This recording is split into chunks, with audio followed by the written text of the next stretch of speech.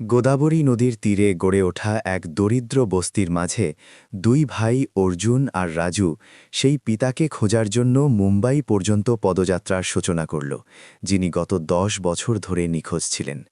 মা মারা যাওয়ার পর অর্জুনের কাছে কেবল একটি শেষ প্রতিশ্রুতি আর রূপোর একটি লকেট বেঁচেছিল, যা তাদের পিতাকে চেনার চিহ্ন ছিল। কোনো টাকা নেই, কোনো আত্মীয় নেই। ১০ বছরের এই ছেলেটি তার ছোট ভাইকে পিঠে চাপিয়ে বেরিয়ে পড়ল। হাওয়া আর ধুলোয় ভরা রাস্তায় পা রেখে তাদের মনে শুধু একটাই বিশ্বাস ছিল যে তাদের পিতা এখনও জীবিত আছেন এবং কোথাও না কোথাও তাদের দুজনের অপেক্ষা করছেন। গোদাবরী নদীর তীরে সেই ছোট্ট বস্তিতে সকালের শুরু সবসময় জলের ওপর নৌকার দাঁড়ের হালকা আওয়াজ আর তীরের গায়ে গা লাগানো ঝুপড়িগুলো থেকে আসা মোরগের ডাকে হতো। কিন্তু অর্জুন আর রাজুর জন্য এই পরিচিত আওয়াজগুলো কখনো তাদের মন থেকে সেই শূন্যতা দূর করতে পারল না, যা কোনো খুব গুরুত্বপূর্ণ মানুষের অভাবের কথা মনে করিয়ে দিত। তাদের দুজনের ঘর ছিল কাঁচা মেঠো রাস্তার একদম শেষে, যা টিনের চালে মরচে ধরে গিয়েছিল এবং জায়গায় জায়গায় ফুটো ছিল। প্রতি বর্ষায় ঘরের মেঝেতে জল জমে যেত।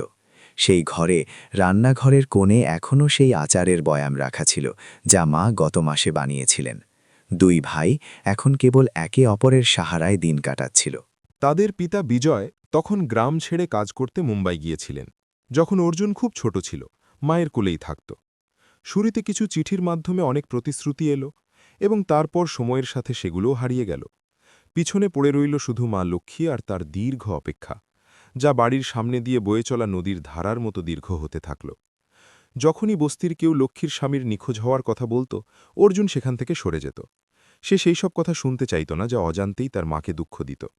কিন্তু সে যতই বাঁচার চেষ্টা করত না কেন, পুরনো ছবিতে হাসি মুখের সেই পিতার ছবি তার কাঁচা মনে সবসময় ভেসে উঠত। সে তার পিতার বিষয়ে শুধু এটুকুই জানত: রোদে পোড়া একটা মুখ, ডান চোখের ভুঁয়োর ওপর একটা হালকা পোড়া দাগ, আর সেই দক্ষিণ ভারতের ঘুম পাড়ানি গান, যা মা বলতেন যে পিতা প্রতি রাতে অর্জুন ছোট থাকতে তাকে শোনাতেন।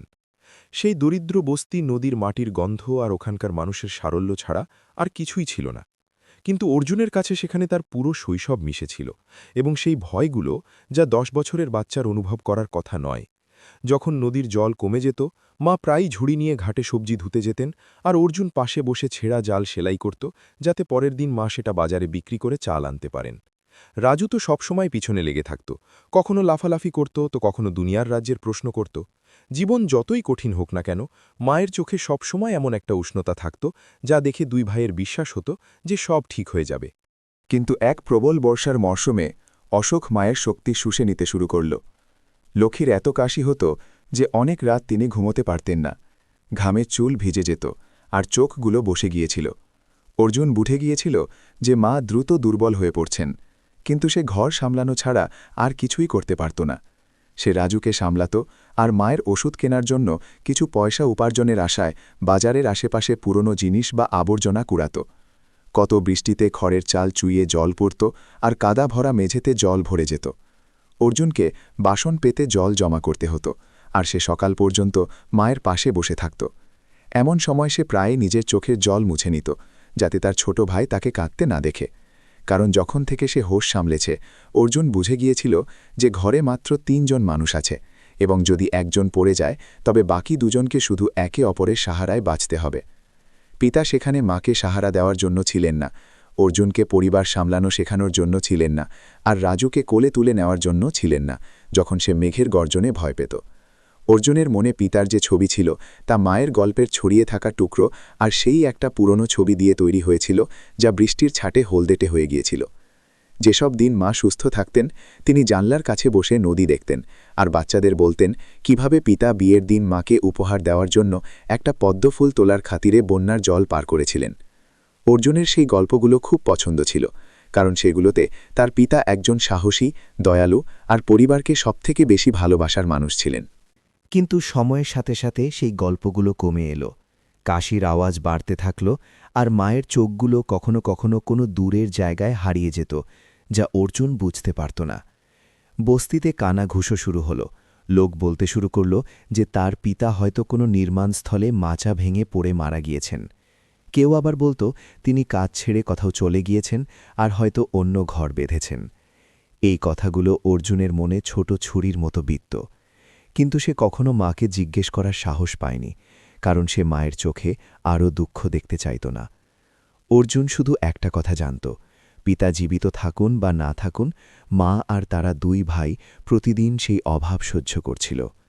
সন্ধ্যায় যখন রাজু ঘুমিয়ে পড়ত, অর্জুন প্রায় বারান্দায় বসে নদীর দিকে তাকিয়ে থাকত, যেখানে জলের ওপর তেলের প্রদীপের আলোয় সোনালি আভা দেখা যেত। সে নিজেকে প্রশ্ন করত যে পিতার কি এখনও তার কথা মনে পড়ে? যাওয়ার পর তিনি কি কখনো এই নদীর ঘাটে ফিরে এসেছিলেন? জল বয়ে চলত, কিন্তু সেই প্রশ্নগুলোর উত্তর কখনো মিলত না। যখনই সে তার ছোট ভাইকে নিজের কোলে মাথা রেখে শুয়ে থাকতে দেখত, অর্জুন নিজেকে বোঝাত যে তাকে পিতার জায়গায় শক্ত হতে হবে, যাতে সে রাজু আর মা দুজনকেই রক্ষা করতে পারে। কিন্তু সে ছিল মাত্র 10 বছরের একটি বাচ্চা, যার পা তখনও বস্তির পুরনো সাইকেলের প্যাডেল পর্যন্ত পৌঁছাত না। জীবন তাকে খুব তাড়াতাড়ি বড় হতে বাধ্য করছিল, সে প্রস্তুত কিনা তা না জেনেই। সেই সকালে যখন নদী থেকে দাঁড়ের আওয়াজ সব সময়কার মতো এলো, অর্জুন জানতে পারল যে সবকিছু বদলে গিয়েছে। মা খুব রোগা হয়ে গিয়েছিলেন, তার শ্বাস আটকে আসছিল, আর তিনি এখন নিজের চোখ পুরোপুরি খুলতে পারছিলেন না। সেই ছোট্ট ঘরটা এতটাই শান্ত ছিল যেন সেখানে কখনো প্রাণ ছিল না। শুধু রাজুর আওয়াজ আসছিল যে তার ভাইয়ের জামা নিয়ে খেলছিল, এটা না বুঝেই যে তার জীবন পুরোপুরি বদলে যেতে চলেছে। বাইরের বয়ে চলা বিশাল নদীও যেন ভারাক্রান্ত হয়ে পড়েছিল। ঘাটে বাঁধা নৌকাগুলো থেকে একে অপরকে ডাকার আওয়াজ আসছিল না। সবকিছু সেই অশুভ ঘটনার জন্য প্রস্তুত হচ্ছিল, যা অর্জুন আটকাতে পারত না।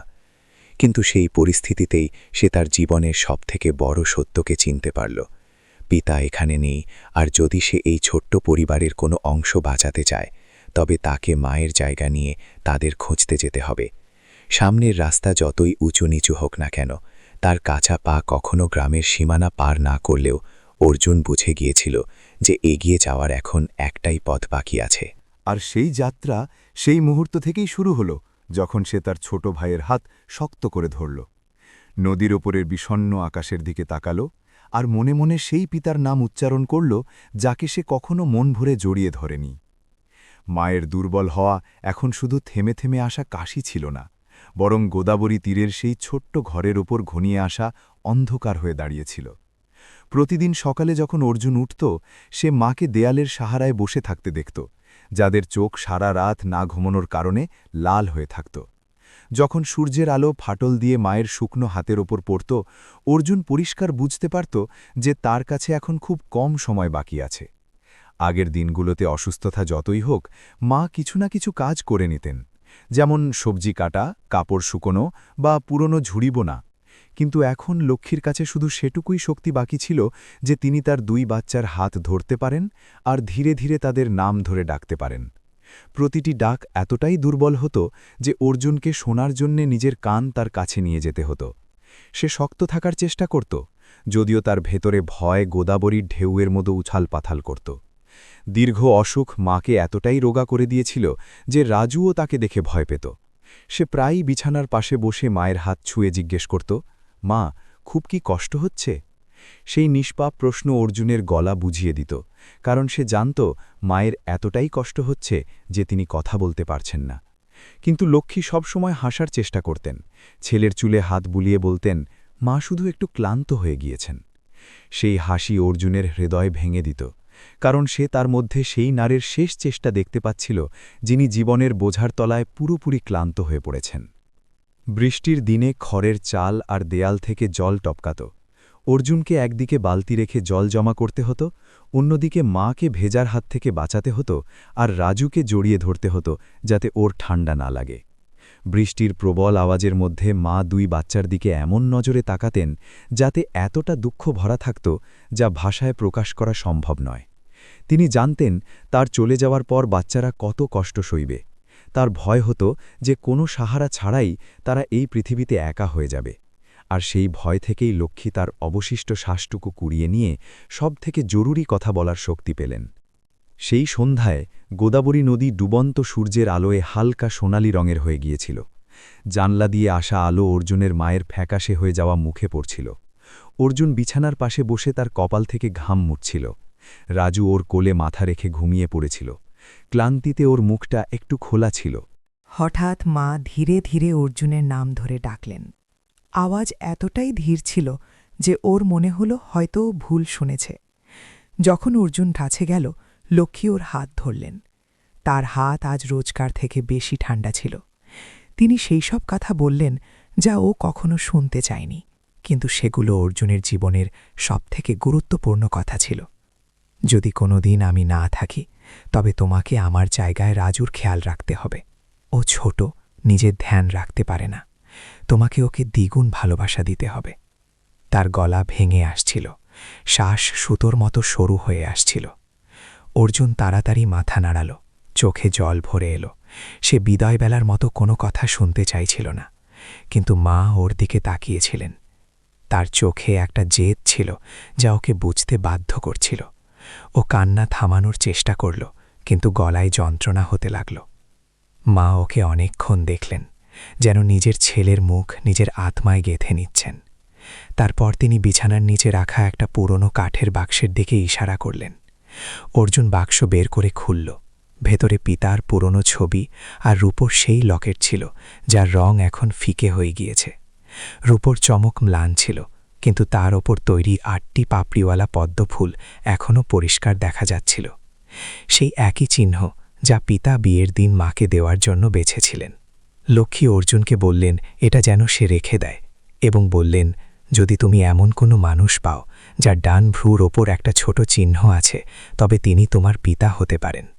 তাকে এই লকেট দেখিও, আর যদি তার কিছু মনে না পড়ে, তবে সেই ঘুমপাড়ানি গান শুনিও যা তোমার পিতা তোমাদের দুজনকে শোনাতেন। অর্জুন মাথা নিচু করে লকেটটা দেখল। ঠান্ডা ধাতুর স্পর্শ তার হাতের তালুতে লাগতেই সে কেঁপে উঠল।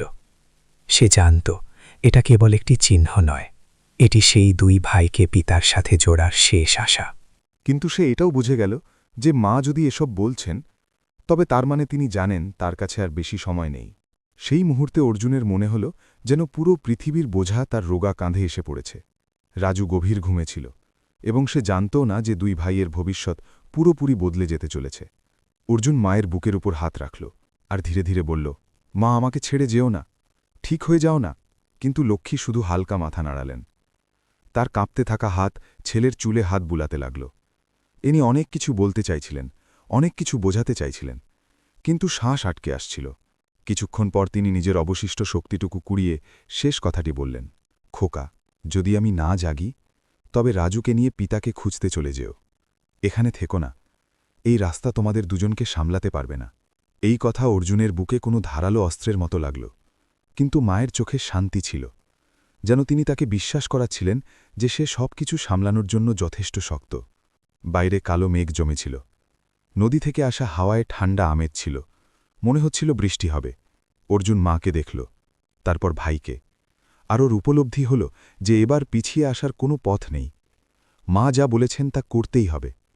শুধু এই জন্য নয় যে এটা এক ছেলের মায়ের কাছে করা প্রতিশ্রুতি, বরং এই জন্য যে এটাই একমাত্র পথ যা সেই দুই ভাইয়ের জন্য বেঁচে আছে। যখন রাতের প্রথম বৃষ্টি শুরু হল, অর্জুন মায়ের হাত ধরে ওখানেই বসে থাকল। টিনের চালে পড়া বৃষ্টির শব্দ তার ধীর হতে থাকা শ্বাসের সাথে মিলে গেল।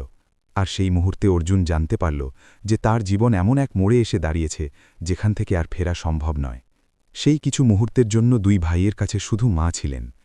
আর যখন সকাল হবে, তখন তাকে সেই বাস্তবতার মুখোমুখি হতে হবে যা থেকে সে সবসময় বাঁচতে চাইত। মায়ের চলে যাওয়া, আর এই বড় নিষ্ঠুর পৃথিবীতে কেবল দুই ভাইয়ের থেকে যাওয়া। কিন্তু সেই ভয়ের মাঝেও অর্জুন বুঝতে শুরু করেছিল যে মা তাকে নিরাশা নয়, বরং দায়িত্ব দিয়ে যাচ্ছেন। তিনি সেই ইচ্ছাশক্তি আর ভালোবাসা দিয়ে যাচ্ছেন যা একজন বড় ভাইয়ের কাছে থাকা উচিত, যাতে সে তার অসম্পূর্ণ পরিবারকে বাঁচাতে পারে। সেই বৃষ্টির পরের সকালে অর্জুন বুঝে গেল যে যে মুহূর্তটিকে সে সবথেকে বেশি ভয় পেত তা এসে গিয়েছে। যখন সে মাকে সুজি খাওয়াতে তোলার চেষ্টা করল আর কোনো সাড়া পেল না, তখন তার মন যেন বাইরের নদীর কমতে থাকা জলের সাথে বয়ে গেল। সেই সময় মায়ের মুখ অদ্ভুতভাবে শান্ত ছিল। চোখগুলো এমনভাবে বন্ধ ছিল যেন তিনি ঘুমোচ্ছেন। ঠোঁটের কোণে একটা হালকা হাসি ছিল যা অর্জুনকে কয়েক সেকেন্ডের জন্য ভাবাতে বাধ্য করল যে মা শুধু ক্লান্ত। কিন্তু মায়ের হাত ঠান্ডা হয়ে গিয়েছিল। সেই অনুভূতি ওকে নাড়িয়ে দিল। সে ঘরের চারদিকে তাকালো, যেন আশা করছিল কেউ ভেতরে আসবে আর বলবে যে এ সবই কেবল একটা খারাপ স্বপ্ন। কিন্তু কেউ এলো না। সেই ছোট্ট ঘরের ঝুপড়ি এতটাই জনশূন্য ছিল যে জলে পড়া ফলের আওয়াজও পরিষ্কার শোনা যাচ্ছিল। নদী থেকে আসা হাওয়া তার গালে স্পর্শ করতেই সে শিউরে উঠল। রাজু তখনও গভীর ঘুমে ছিল। ওর মাথা মায়ের হাতের ওপর রাখা ছিল। শ্বাস একটা ছন্দে চলছিল। ও জানতও না যে ওর পৃথিবী থেকে সবথেকে গুরুত্বপূর্ণ মানুষ চলে গিয়েছেন। অর্জুন ধীরে ধীরে ভাইকে একপাশে শুইয়ে দিল আর তারপর মায়ের কাছে ফিরে এলো। সে তার কপালে হাত রাখল, আরও একবার আশা করল, কিন্তু উষ্ণতা চলে গিয়েছিল। সেই মুহূর্তে অর্জুন সঙ্গে সঙ্গে কাঁদল না। কষ্টের অনুভূতি এতটাই গভীর ছিল যে সে শুধু স্তব্ধ হয়ে বসে থাকল। মায়ের মুখ দেখতে থাকল, যেন সব কিছু মনে গেঁথে নিতে চায়। মায়ের চুল এলোমেলো ছিল, কিছু গোছা গালে আটকে ছিল, কারণ রাতে ঠান্ডা ছিল। তার হাত এখনও শরীরের কাছেই রাখা ছিল, যেন তিনি দুই বাচ্চাকে ঝাপটে ধরতে চান। অর্জুন কাঁপতে থাকা হাতে চাদর ঠিক করে দিল, মায়ের চুল ঠিক করে দিল। সে কখনো ভাবেনি মা এত তাড়াতাড়ি চলে যাবেন, যদিও সে রোজ তাদের দুর্বল হতে দেখছিল। ওর মনে হয়েছিল মা আরও কয়েক সপ্তাহ থাকবেন, যাতে ও কবাট বিক্রি করে ওষুধের জন্য আরও কিছু টাকা জমা করতে পারে। কিন্তু এখন এ সবই ছিল ওর মন ভোলানো চিন্তা। সকালের আলো ফাটল দিয়ে চুইয়ে মায়ের মুখে পড়তেই মনে হলো তিনি যেন শান্তির কোনো চাদর গায়ে দিয়েছেন। এটাই সেই মুহূর্ত ছিল যখন অর্জুন বুঝে গেল সে তাদের আর ধরে রাখতে পারবে না। যদিও সে জানত মা অনেক কষ্ট সহ্য করেছেন, কিন্তু এই সত্যের মুখোমুখি হওয়া তার ছোট্ট মনে এক গভীর ক্ষতের মতো ছিল। কিছুক্ষণ পর যখন রাজু জাগল, ও চোখ ডলতে ডলতে চারদিকে তাকালো আর হামাগুড়ি দিয়ে মায়ের কাছে গেল। ও মায়ের হাত ছুঁয়ে ধীরে ধীরে ডাকল, মা ওঠো, আজ তোমাকে সুজি বানাতে হবে। অর্জুন নিজের মুখ ঘুরিয়ে নিল, যাতে চোখের জল দেখা না যায়। রাজু আবার মায়ের হাত নাড়াল আর তারপর উপরে ভাইয়ের দিকে তাকাল। ওর বড় বড় গোল চোখগুলো ভিজে আসছিল। দাদা, মা কিছু বলছে না কেন? সেই প্রশ্ন অর্জুনের ধৈর্যের বাঁধ ভাঙার জন্য যথেষ্ট ছিল। সে ভাইকে জাপটে ধরল। ওর চোখের জল রাজুর চুলে গিয়ে পড়ল। কাঁধ সমানে কাঁপছিল। রাজুও ভাইকে জড়িয়ে ধরে কাঁদতে লাগল, যদিও ও পুরো বিষয়টা বুঝতে পারছিল না। দুই ভাইয়ের কান্নার আওয়াজ সেই ছোট্ট ঘরে প্রতিধ্বনিত হতে লাগল, আর বাইরের নদীর তীরে আছড়ে পড়া ঢেউয়ের মধ্যে মিশে গেল। যখন সে যথেষ্ট শান্ত হল যাতে জরুরি কাজ করতে পারে, অর্জুন রাজুকে নিজের কোলে বসালো আর ভাঙা গলায় বলল, রাজু, মা চলে গিয়েছেন। তিনি সবসময়কার মতো ঘুমিয়ে পড়েছেন। ছোট বাচ্চাটা হু হু করে কেঁদে উঠল আর নিজের মুখ ভাইয়ের বুকে লুকিয়ে ফেলল। অর্জুন শুধু ওর পিঠ চাপড়াতে থাকল, চেষ্টা করছিল যাতে ও ভয় না পায়। কিন্তু সে নিজেও ভবিষ্যৎ নিয়ে ভীত ছিল, মা ছাড়া সামনের পথ আর এই বিশাল পৃথিবীতে একা হয়ে যাওয়ার অনুভূতি থেকে, যেখানে পিতার কোনো খবর ছিল না। অর্জুন চোখের জল মুছল আর দাঁড়িয়ে মায়ের দেওয়া সেই কাঠের বাক্সটা আবার খুলল। তাতে সেই পদ্মফুল আঁকার উপর লকেট আর পিতার পুরনো ছবি ছিল। সে লকেটটা শক্ত করে মুঠোর মধ্যে ধরে নিল। ধাতুর ঠান্ডা স্পর্শ তাকে একটু সজাগ করল। আমি তোমার প্রতিশ্রুতি রাখব মা, সে নিজেকে বলল। মায়ের শেষ শিক্ষা এখন তার একমাত্র সাহারা হয়ে দাঁড়িয়েছিল। অর্জুন ঘরের সামনের উঠোনের দিকে তাকাল, যেখানে হাওয়া বাদাম গাছের পাতা মাটিতে ফেলছিল। সে জানত সে মাকে ঘরে বেশিক্ষণ রাখতে পারবে না। রোদ উঠে গিয়েছিল আর রাতের বৃষ্টির স্যাঁতস্যাঁতে ভাব বাতাসকে আরও ভারাক্রান্ত করছিল। সে বস্তির শেষে সেই পুরনো বটগাছের দিকে তাকাল, যেখানে মা রোজ দাঁড়িয়ে পিতার অপেক্ষা করতেন। আর ঠিক সেই মুহূর্তেই অর্জুন বুঝে গেল যে মায়ের জায়গা ওখানেই হওয়া উচিত, অন্য কোথাও নয়। ও রাজুকে বাইরে বারান্দায় নিয়ে গেল আর কোণ থেকে কোদাল তুলে নিল। যদিও ওর ছোট্ট হাতগুলো কাঁপছিল, অর্জুন সেই বড় গাছের নিচে মাটি খুঁড়তে শুরু করল। রাতের বৃষ্টির কারণে মাটি ভেজা আর নরম ছিল, কিন্তু 10 বছরের বাচ্চার জন্য তাও ভারী ছিল। ঘাম আর চোখের জলে ওর মুখ মাখামাখি হয়ে গিয়েছিল। রাজু পাশে ওর পুরনো ভাল্লুক মার্কা খেলনা ধরে বসেছিল, ফোঁপাচ্ছিল আর ভাইকে কাজ করতে দেখছিল, এটা না বুঝেই যে সবকিছু কেন এত ভারী হয়ে গিয়েছে। গর্ত খোঁড়ার পর অর্জুন ঘরে গেল আর সবথেকে পরিষ্কার চাদরটা মায়ের ওপর দিয়ে দিল। তারপর দুজন প্রতিবেশী কাকার সাহায্য চাইল, যাতে মাকে গাছ পর্যন্ত নিয়ে যাওয়া যায়। কিছু বলল না, কিন্তু সেই বড়দের চোখে অনেক দয়া ছিল। তারা জানতেন আজ থেকে এই দুই বাচ্চা কেবল একে অপরের ভরসায় আছে। যখন মাটির প্রথম মুঠি পড়ল, অর্জুন ভাইয়ের হাত শক্ত করে ধরে নিল। সে এখন আর কাঁদছিল না, কারণ সে বুঝেছিল এখান থেকে তাকে শক্ত হতে হবে। রাজু ফোপাচ্ছিল, বারবার মাকে ডাকছিল, কিন্তু অর্জুন ওকে নিজের সাথে মিশিয়ে রাখল, যাতে ও পড়ে না যায়। শেষে সে মায়ের কবরের ওপর সেই রুমালটা রেখে দিল, যা দিয়ে মা প্রতিদিন সন্ধ্যায় দরজায় দাঁড়িয়ে পিতার জন্য অপেক্ষা করার সময় ঘাম মুছতেন। সে সেখানে ততক্ষণ দাঁড়িয়ে থাকল যতক্ষণ না সূর্য মাথার ওপরে এলো, আর পাতা থেকে চুইয়ে আসা রোদ কবরের ওপর সোনালি বিন্দুর মতো পড়তে লাগল, যেন মাকে শেষ বিদায় জানাচ্ছে।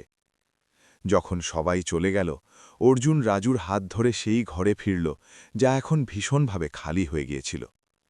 টেবিলের উপর লকেটটা রাখা ছিল, রোদে তার চমক ফিকে ছিল। সে ওটা গলায় পরে নিল, তার ঠান্ডা স্পর্শ নিজের ত্বকে অনুভব করল।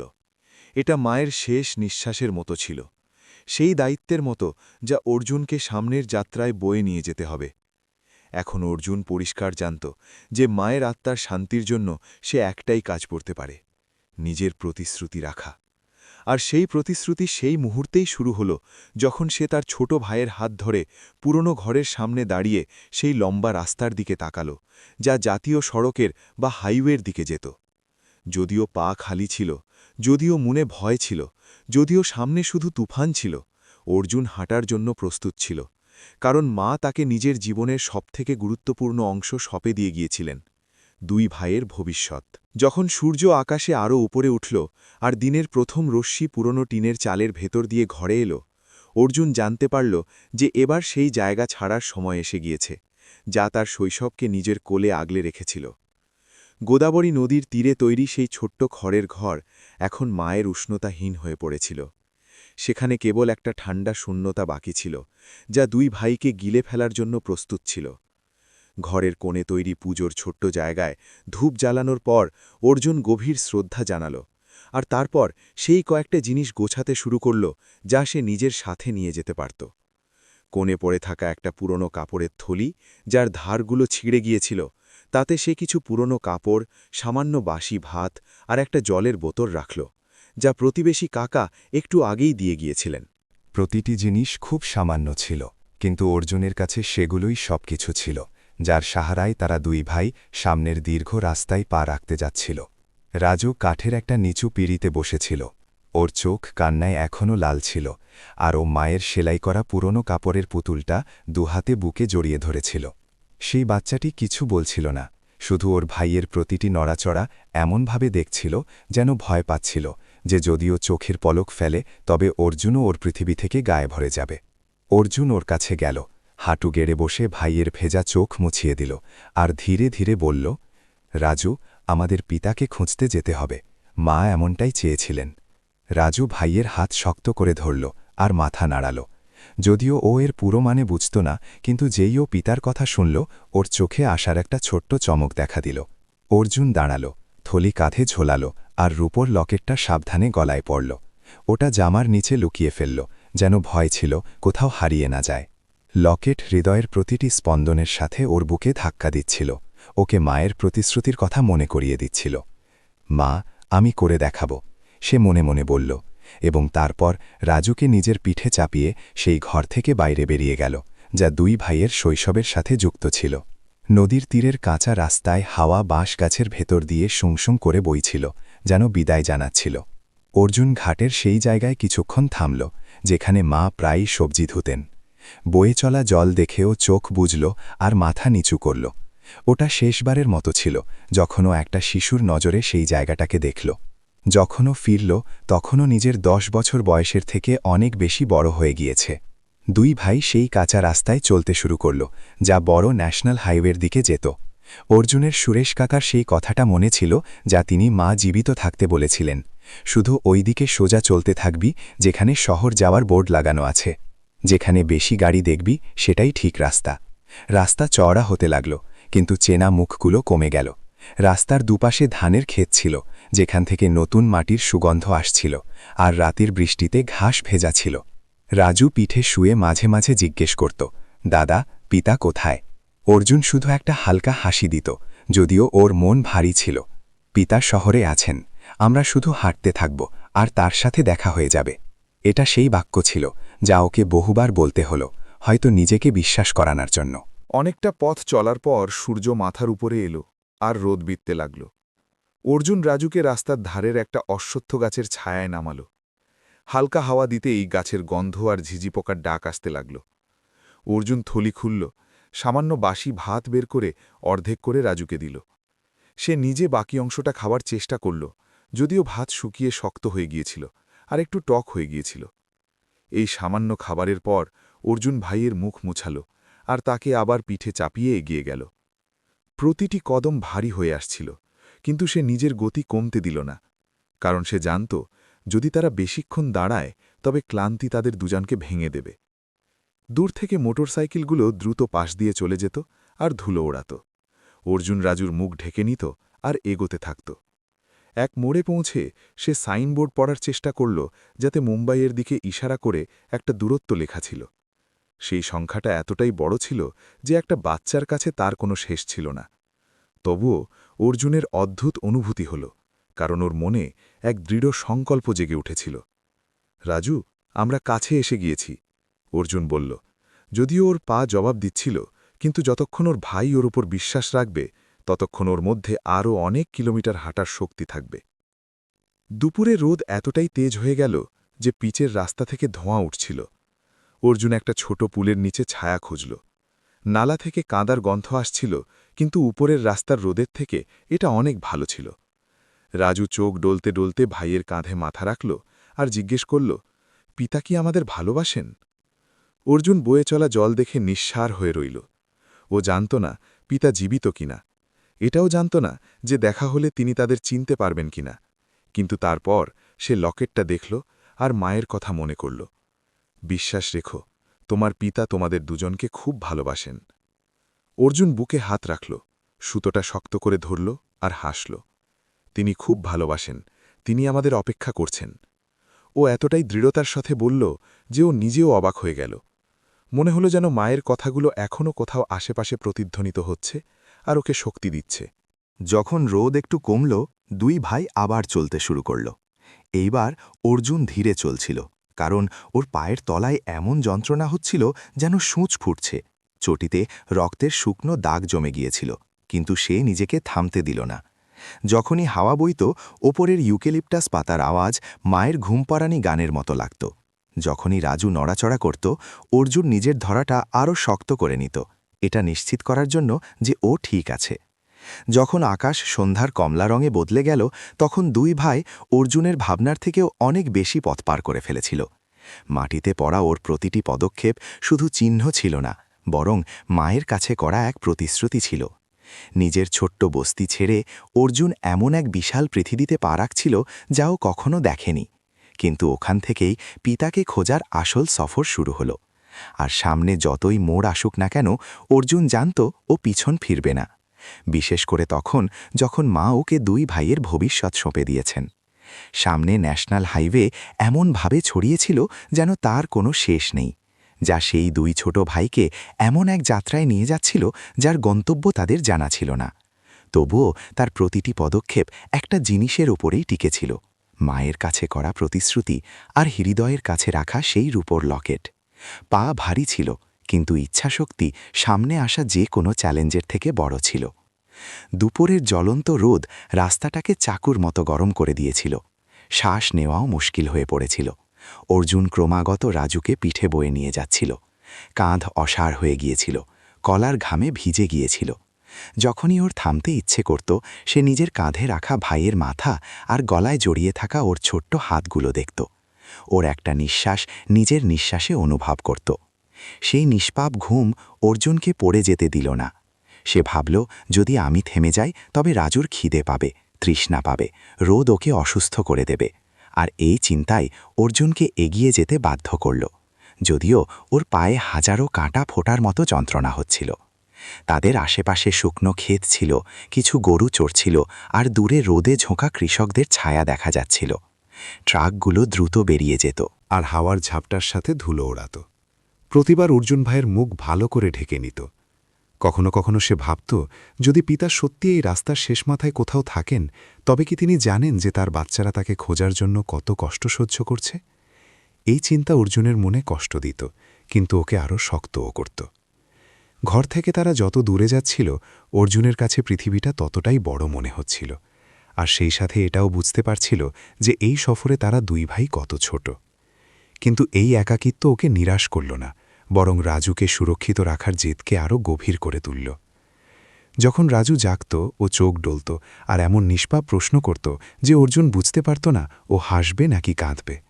দাদা, পিতার কি আমাদের নাম মনে থাকবে? এই প্রশ্ন সারা পথে প্রতিধ্বনিত হতে থাকল।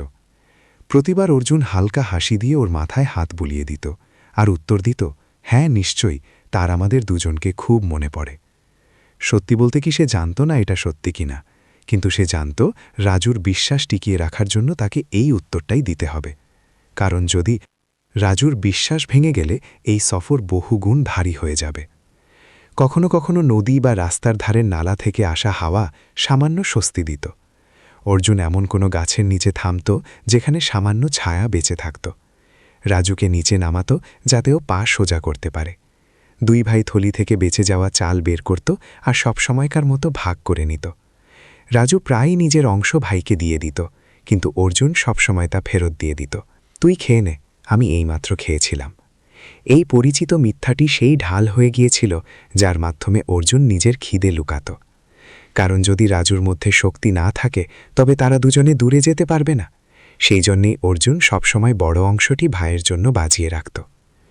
একবার শাল গাছের নিচে আরাম করার সময় রাজু হঠাৎ জিজ্ঞেস করল, দাদা, মা কেন চাইতেন যে আমরা পিতাকে খুঁজি? অর্জুন হাওয়ায় দুলতে থাকা পাতাগুলোর দিকে তাকাল, যেখান থেকে ছাটকাটা রোদ মাটিতে পড়ছিল। সে ভাবল আর তারপর উত্তর দিল, কারণ পিতা মাকে সবথেকে বেশি ভালোবাসতেন, আর মা চাইতেন যে আমরা যেন অনাথ না হয়ে থাকি। রাজু মাথা নাড়াল আর একটা ছোট পাথর নিয়ে খেলতে লাগল। সাথে সেই ঘুমপাড়ানি গানটি গুনগুন করতে লাগল, যা মা গাইতেন। সেই খোলা আকাশের নিচে প্রতিধ্বনিত হওয়া বাচ্চার আওয়াজ অর্জুনকে নিজের মুঠি শক্ত করতে বাধ্য করল। ওর মায়ের কথা এত জোরে মনে এলো যে বুকটা বসে গেল। পর্যাপ্ত বিশ্রামের পর অর্জুন আবার রাজুকে পিঠে তুলে নিল। সে দাঁড়াল, থলির দড়ি শক্ত করে ধরল আর এগিয়ে গেল। নজর সরাসরি সামনে স্থির করে নিল। মাটিতে পড়া প্রতিটি পদক্ষেপ সবকিছু পার করে যাওয়ার সংকল্পের সাক্ষী ছিল। অর্জুনের মনে পিতার ছবি এতটাই অস্পষ্ট ছিল যে সে এখন এটাও নিশ্চিত ছিল না যে সে সঠিক মনে করছে নাকি ভুল। কিন্তু গলায় ঝোলানো লকেটটি মায়ের কথা মনে করিয়ে দিত যে পিতার অস্তিত্ব ছিল, তিনি ভালোবেসেছিলেন, তাদের একটা পরিবার ছিল, আর যদি এটা সত্যি হয় তবে সে তাকে যে কোনো মূল্যে খুঁজে বের করবে। পথে অর্জুনকে তৃষ্ণার মুখোমুখি হতে হলো। ওটা এমন একটা জিনিস যা খিদের থেকেও দ্রুত তাদের ভেঙে দিতে পারত। সাথে আনা বোতলে মাত্র কয়েক ঢোক জল বাকি ছিল। যখনই রাজু জল চাইত, অর্জুন সঙ্গে সঙ্গে দিয়ে দিত, আর নিজের জন্য শুধু ঠোঁট ভেজাত, যাতে গলা শুকিয়ে না যায়। রাস্তা থেকে ওঠা গরমে ওর মাথা ঘুরছিল, কিন্তু ও বাদাম গাছের নিচে শুয়ে থাকা মায়ের কথা ভেবে নিজেকে হোঁশে রাখত। সে ভাবত যে যদি সে রাস্তায় পড়ে যায় তবে মা কত দুঃখ পাবেন। এই টক মিষ্টি চিন্তাগুলোই অর্জুনকে এগিয়ে যাওয়ার শক্তি দিতে থাকল। সন্ধ্যা নামতে লাগল, রোদের রং বদলে গিয়ে গাঢ় হলুদ হয়ে গেল, আর ধুলোমাখা লাল রাস্তায় ছড়িয়ে পড়ল। যখন অন্ধকার হতে লাগল, অর্জুন জানত যে এবার থাকার জায়গা খুঁজতে হবে। সে চারদিকে তাকাল, আর শেষে একটা ঢালুর নিচে ক্ষেত পাহারা দেওয়ার জন্য তৈরি একটি পুরনো মাচা ঝুপড়ি দেখতে পেল। দুই ভাই সেই মাচার নিচে আশ্রয় নিল। অর্জুন রাজুকে হাওয়ার হাত থেকে বাঁচাতে কাপড় দিয়ে ঢেকে দিল, আর নিজে কাঠের খুঁটিতে পিঠ ঠেকিয়ে বসে পড়ল। বেগুনি হতে থাকা আকাশের দিকে তাকিয়ে রইল। পোকামাকড়ের আওয়াজ আর দূরের ক্ষেত থেকে ব্যাঙের ডাক গ্রামের সন্ধ্যার মতোই লাগছিল। রাজু অর্জুনের উরুর ওপর মাথা রাখল আর বিড়বিড় করল, দাদা, কাল আমরা পিতার সাথে দেখা করব না? অর্জুন ধীরে ধীরে ওর চুলে হাত বুলিয়ে দিল। আওয়াজ ধীর কিন্তু দৃঢ় ছিল, আমরা খুব কাছে আছি, শুধু আর একটু চেষ্টা।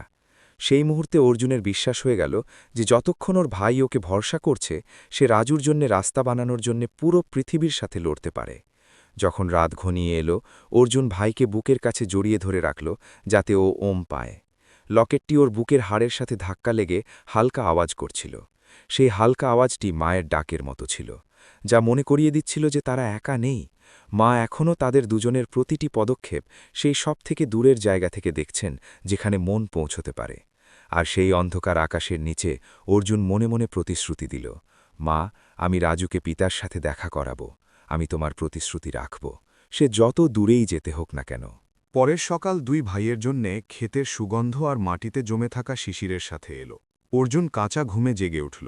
শক্ত মাটিতে ভাইকে ধরে শোয়ার কারণে ওর শরীর আড়ষ্ট হয়ে গিয়েছিল। রাজু এখনও ওর কোলে কুঁকড়ে শুয়েছিল। শ্বাস হালকা আর স্বাভাবিক ছিল। ভাইয়ের ছোট মুখটা দেখে অর্জুন বুঝে গেল যে সে বেশি দেরি করতে পারবে না। যখন দিগন্তে ভোরের লাল আভা দেখা গেল, অর্জুন নিজের জামা থেকে ধুলো ঝাড়ল, রাজুকে তুলল আর সেই পুরনো থলিটা ঠিক করে নিল। সে জানত যে আজ তাদের গতকালের থেকেও দূরে যেতে হবে, কারণ তারা শহরের যত কাছে হবে, পিতাকে খোঁজার সুযোগ তত বেশি হবে। দুই ভাই মূল রাস্তায় ফিরে এলো, যেখানে সকাল থেকেই গাড়ি ঘোড়ার শোরগোল শুরু হয়ে গিয়েছিল। এই সময় অর্জুনের পেট খিদের জ্বালায় মোচড় দিচ্ছিল, কিন্তু থলিতে গতকালের শুকনো ভাতের মাত্র শেষ এক মুঠি বাকি ছিল। রাজু ওর দিকে আসার নজরে তাকিয়েছিল, তাই অর্জুন সেই ভাতের দুটো ভাগ করল, আর যেটা একটু ভালো ছিল তা ভাইকে দিল। বাচ্চাটা সেটা নিয়ে খেতে লাগল। শুকনো হওয়ার কারণে কপালে ভাঁজ পড়ছিল, তবুও ও গিলে নিল। অর্জুন নকল হাসির সাথে বলল, তুই খেয়ে নে, একটু পরে কোনো পাউরুটিওয়ালা বেরোবে, তখন আমি তোর জন্যে আরও নিয়ে নেব। যদিও ও জানত যে কেউ মিলবে কিনা তা নিশ্চিত নয়, কিন্তু রাজুকে সান্ত্বনা দেওয়ার জন্যে ও এমনটা বলল। নিজের অংশের ভাত ও পকেটে লুকিয়ে ফেলল, আর যখন রাজুর খেয়াল ছিল না, তখন লুকিয়ে ছোট ছোট টুকরো খেল। সামনের রাস্তা রোদে চকচক করতে লাগল। রাস্তার দুই পাশে ছোট ছোট দোকান ছিল। কিছু লোক বাজার বসানোর প্রস্তুতি নিচ্ছিল। কথাবার্তা আর গাড়ির আওয়াজ পরিবেশকে গতকালের নির্জন রাস্তার থেকে একটু ভালো করে তুলেছিল। একটা মুদির দোকানের পাশ দিয়ে যাওয়ার সময় অর্জুন কয়েক সেকেন্ডের জন্যে থামল, আর কাউন্টারে রাখা পাউরুটির পাও, দুধের প্যাকেট আর জলের বোতলগুলোর দিকে তাকিয়ে রইল। কিন্তু ওর পকেটে একটা টাকাও ছিল না। সে রাজুকে তাড়াতাড়ি টেনে নিয়ে গেল, যাতে ভাই এটা জেনে দুঃখ না পায় যে সে কিছু কিনতে পারছে না। তারা একটু দূরে গিয়েছিল যে একটা মোটরসাইকেলে সবজি নিয়ে যাওয়া এক লোক তাদের কাছে গাড়ি ধীর করল। সেই প্রৌঢ় লোকটা, যে মাথায় গামছা বেঁধে রেখেছিল, দুই বাচ্চাকে কৌতূহল আর দয়াভরা নজরে দেখল। তোমরা দুজন কোথায় যাচ্ছ, যারা এত ভোরে হাইওয়েতে হেঁটে চলেছ? অর্জুন থামল আর শ্রদ্ধার সাথে মাথা নিচু করে বলল, আগে আমরা আমাদের পিতাকে খুঁজতে যাচ্ছি। লোকটার চোখ কপালে উঠল। সে তাদের ধুলোমাখা পা আর ছেঁড়া থলি দেখল। সে আরও কিছু প্রশ্ন করল, আর অল্প কথাতেই গল্পের কিছুটা অংশ বুঝতে পারল। সে গাড়ি থামাল, সবজির মাঝখান থেকে দুটো সেদ্ধ রাঙা আলু আর একটা ছোট জলের বোতল বের করে অর্জুনকে দিল। সে বলল, খেয়ে নাও, শক্তি আসবে, তবেই এগোতে পারবে। তোমাদের মাকে প্রণাম জানাই। অর্জুন তাড়াতাড়ি ধন্যবাদ জানালো আর বারবার মাথা নিচু করল। রাজু গরম রাঙা আলু বুকে জড়িয়ে ধরল। ওর চোখ উজ্জ্বল হয়ে উঠল। রাঙা আলু নরম আর মিষ্টি ছিল। গতকাল থেকে এখন পর্যন্ত এটাই তাদের প্রথম জুৎসই খাবার ছিল। খাওয়ার পর তারা একটু ভালো শক্তির সাথে এগিয়ে গেল। সূর্য ওপরে উঠতে থাকল, আর হাইওয়েতে হাওয়া তেজ হয়ে গেল, যাতে গাড়ির ধোঁয়া আর দূরের আখ ক্ষেতের সুগন্ধ মিশেছিল। কয়েক কিলোমিটার চলার পর রাজু ভাইয়ের পিঠে বসে বসে হাঁপিয়ে গেল আর নিজে হাঁটার জেদ করতে লাগল। অর্জুন ওকে একটু পথ হেঁটে যেতে দিল। ওর ছোট হাত শক্ত করে ধরে রইল, যাতে ও হারিয়ে না যায়। রাজুর ছোট চটিগুলো প্রতি পদক্ষেপে ধুলো ওড়াচ্ছিল, কিন্তু ও ভাইয়ের সাথে চলতে থাকল আর জিজ্ঞেস করতে থাকল, পিতা কি আর খুব বেশি দূরে নেই তো দাদা? অর্জুন সামনে লাগানো সাইনবোর্ড দেখল আর বলল, বেশি দূরে নেই, শুধু আমার সাথে আরেকটু চল। ওর কথাগুলো শুধু ভাইয়ের জন্যে ছিল না, বরং নিজেকে সান্ত্বনা দেওয়ার জন্যেও ছিল। রাস্তায় গাড়ি ঘোড়া বাড়তে থাকল। বড় ট্র্যাক গেলে দুই ভাইকে কিনারায় কুঁকড়ে থাকতে হতো। একবার তো অর্জুনকে রাজুকে কোলে তুলে নিয়ে দৌড়াতে হলো, কারণ এক দ্রুতগতির মোটরসাইকেল খুব কাছ দিয়ে বেরিয়ে গিয়েছিল, যাতে ওর প্রাণ অষ্টাগত হয়েছিল। এই হট্টগোল অর্জুনকে উপলব্ধি করালো যে বাইরের জগৎ তাদের বস্তির থেকে অনেক বড় আর বিপজ্জনক। কিন্তু বিপদ ওকে পিছিয়ে আসতে বাধ্য করল না, বরং আরও সজাগ করে তুলল। সে ভাইয়ের হাত আরও শক্ত করে ধরে নিল। দুপুরের দিকে রোদ এতটাই তেজ হয়ে গেল যে রাস্তা আগুনের মতো চকচক করতে লাগল। দুই ভাই একটা খালের ওপর তৈরি বড় ব্রিজ দেখতে পেল। ব্রিজের নিচে ছায়া ছিল, যেখানে কিছু ট্রাক ড্রাইভার চা খেতে খেতে আরাম করছিল। অর্জুন রাজুকে নিয়ে এক দূরের কোণে বসে পড়ল, যাতে কালো অসুবিধা না হয়। সে সকালের বোতল থেকে অর্ধেক জল ভাইকে খাওয়াল। রাজু জল খেয়ে ক্লান্ত হয়ে ভাইয়ের কাঁধে মাথা রেখে শুয়ে পড়ল। কিছুক্ষণ পর সেখান দিয়ে যাওয়া এক ড্রাইভার তাদের দেখল আর জিজ্ঞেস করল, কোথায় যাচ্ছ খোকা, যারা এখানে বসে আছো? যখন অর্জুন সত্যটা বলল তখন সেই লোকটা তাদের অনেকক্ষণ দেখতে থাকল। তোমার পিতা রাজমিস্ত্রির কাজ করেন? হ্যাঁ, আমি অনেক লোককে দেখেছি যারা দূরে কাজ করতে যায় আর তারপর ফেরে না, খুব খারাপ হয়। অর্জুন মাথা নিচু করে নিল, ঠোঁট কামড়ে ধরল। সে বুঝতে পারল না কি বলবে। ড্রাইভার এটা দেখে তাদের বিস্কুটের একটা প্যাকেট আর আরও একটা জলের বোতল দিল, আর নির্দেশ দিল যে কিনারায় কিনারায় চলতে আর দুপুরের রোদে না হাঁটতে। অচেনা মানুষের দয়া অর্জুনকে প্রায় কাঁদিয়ে দিয়েছিল, কিন্তু সে চোখের জল আটকে নিল যাতে ভাই বিচলিত না হয়। রাজু নিষ্পাপভাবে হেসে বিস্কুটের প্যাকেটটাকে গুপ্তধনের মতো ধরে নিল। আরাম করার পর অর্জুন রাজুকে অর্ধেক প্যাকেট বিস্কুট খেতে দিল, যাতে ওর শক্তি আসে। নিজের জন্যে সে শুধু একটা ছোট টুকরো খেল আর বাকিটা রেখে দিল, কারণ কে জানে সন্ধ্যায় কিছু মিলবে কিনা। ক্লান্তি কমলে দুই ভাই আবার চলতে শুরু করল। ব্রিজের পরের রাস্তাটা একদম সোজা ছিল। দুই দিকে সবুজ আখক্ষেত ছিল। আখের মিষ্টি গন্ধ হাওয়ার সাথে আসছিল, যাতে অর্জুনের পেটে আবার মোচড় উঠতে লাগল। রোদ এখনও কড়া ছিল, কিন্তু রাস্তায় গাড়ি কম ছিল, তাই চলা একটু সহজ ছিল। রাজু আসা যাওয়া করা যানবাহনগুলো গুনত, আর মাঝে মাঝে মায়ের ঘুমপাড়ানি গান গাইত, যাতে অর্জুনের মন কখনো কখনো দুঃখত তো কখনো সে শান্তি পেত। দূরে কিছু নিচু ইমারত দেখা যেতে লাগল। এটা প্রথম সংকেত ছিল যে তারা শহরের শহরতলির কাছে পৌঁছাচ্ছে। অর্জুন প্রতি পদক্ষেপে ক্লান্তি অনুভব করছিল, কিন্তু সাথে সাথে ওর মনের কোণে আশার আলোও জেগে উঠছিল। আমরা পৌঁছে যাব, অন্তত ওর এমনটাই বিশ্বাস ছিল। যখন সন্ধ্যার কমলা রং আকাশে ছড়িয়ে পড়ল, অর্জুন আবার রাজুকে পিঠে তুলে নিল আর সেই মাইল ফলক পার করল যা গ্রাম আর শিল্পাঞ্চলের ইন্ডাস্ট্রিয়াল এরিয়া মাঝখানের সীমানা ছিল। ওখানে নতুন দোকান, ভাঙাচোরা চালের মতো বস্তি আর কাজ থেকে ফেরা মজদুরদের দল দেখা যেতে লাগল। এই ভিড়ভাট্টার দৃশ্য রাজুর খুব পছন্দ হল, কিন্তু অর্জুন আগের থেকে বেশি সতর্ক হয়ে গেল। সে জানত যে এখানে ভিড় আছে, যে কোনো অঘটন ঘটতে পারে, কিন্তু সাথে সাথে এটাই সেই জায়গা ছিল যেখানে পিতার বিষয়ে কোনো ক্লু পাওয়ার সম্ভাবনা সবথেকে বেশি ছিল। আর সেই অচেনা ভিড়ের মাঝখান দিয়ে হাঁটার সময় অর্জুন ধীরে ধীরে রূপোর লকেটটা মুঠোয় চেপে ধরল। মা তাকে শেষ আশা সঁপেছিলেন, আর আজ এত কিলোমিটার হাঁটার পর সেই আশা বাস্তবের কাছে মনে হচ্ছিল। দুই ভাই যত শহরের শহরতলির ভেতর দিকে গেল, ওখানকার জীবন পিছনে ছেড়ে আসা শান্ত ক্ষেতের থেকে একদম আলাদা ছিল। গাড়ির হর্ন, কামগারদের কথাবার্তা আর দোকান থেকে বাজা লাউডস্পিকারের সঙ্গীত মিলে এমন এক শোরগোল তৈরি করছিল যা অদ্ভুত ছিল আবার খুব জোরালো, যার ফলে রাজু উৎসুক হয়ে চারদিকে তাকাচ্ছিল। এর বিপরীতে অর্জুন ভিড় বাড়তেই ভাইয়ের হাত আরও শক্ত করে ধরে নিত, ভয় পেত পাছে এক মুহূর্তের অসাবধানতায় ভাই নজরের আড়াল না হয়ে যায়। সামনের রাস্তায় চালের শাড়ি, ছোট ধাবা আর নীল ধূসর কাপড় পরা মজদুরদের লাইন দেখা যেতে লাগল।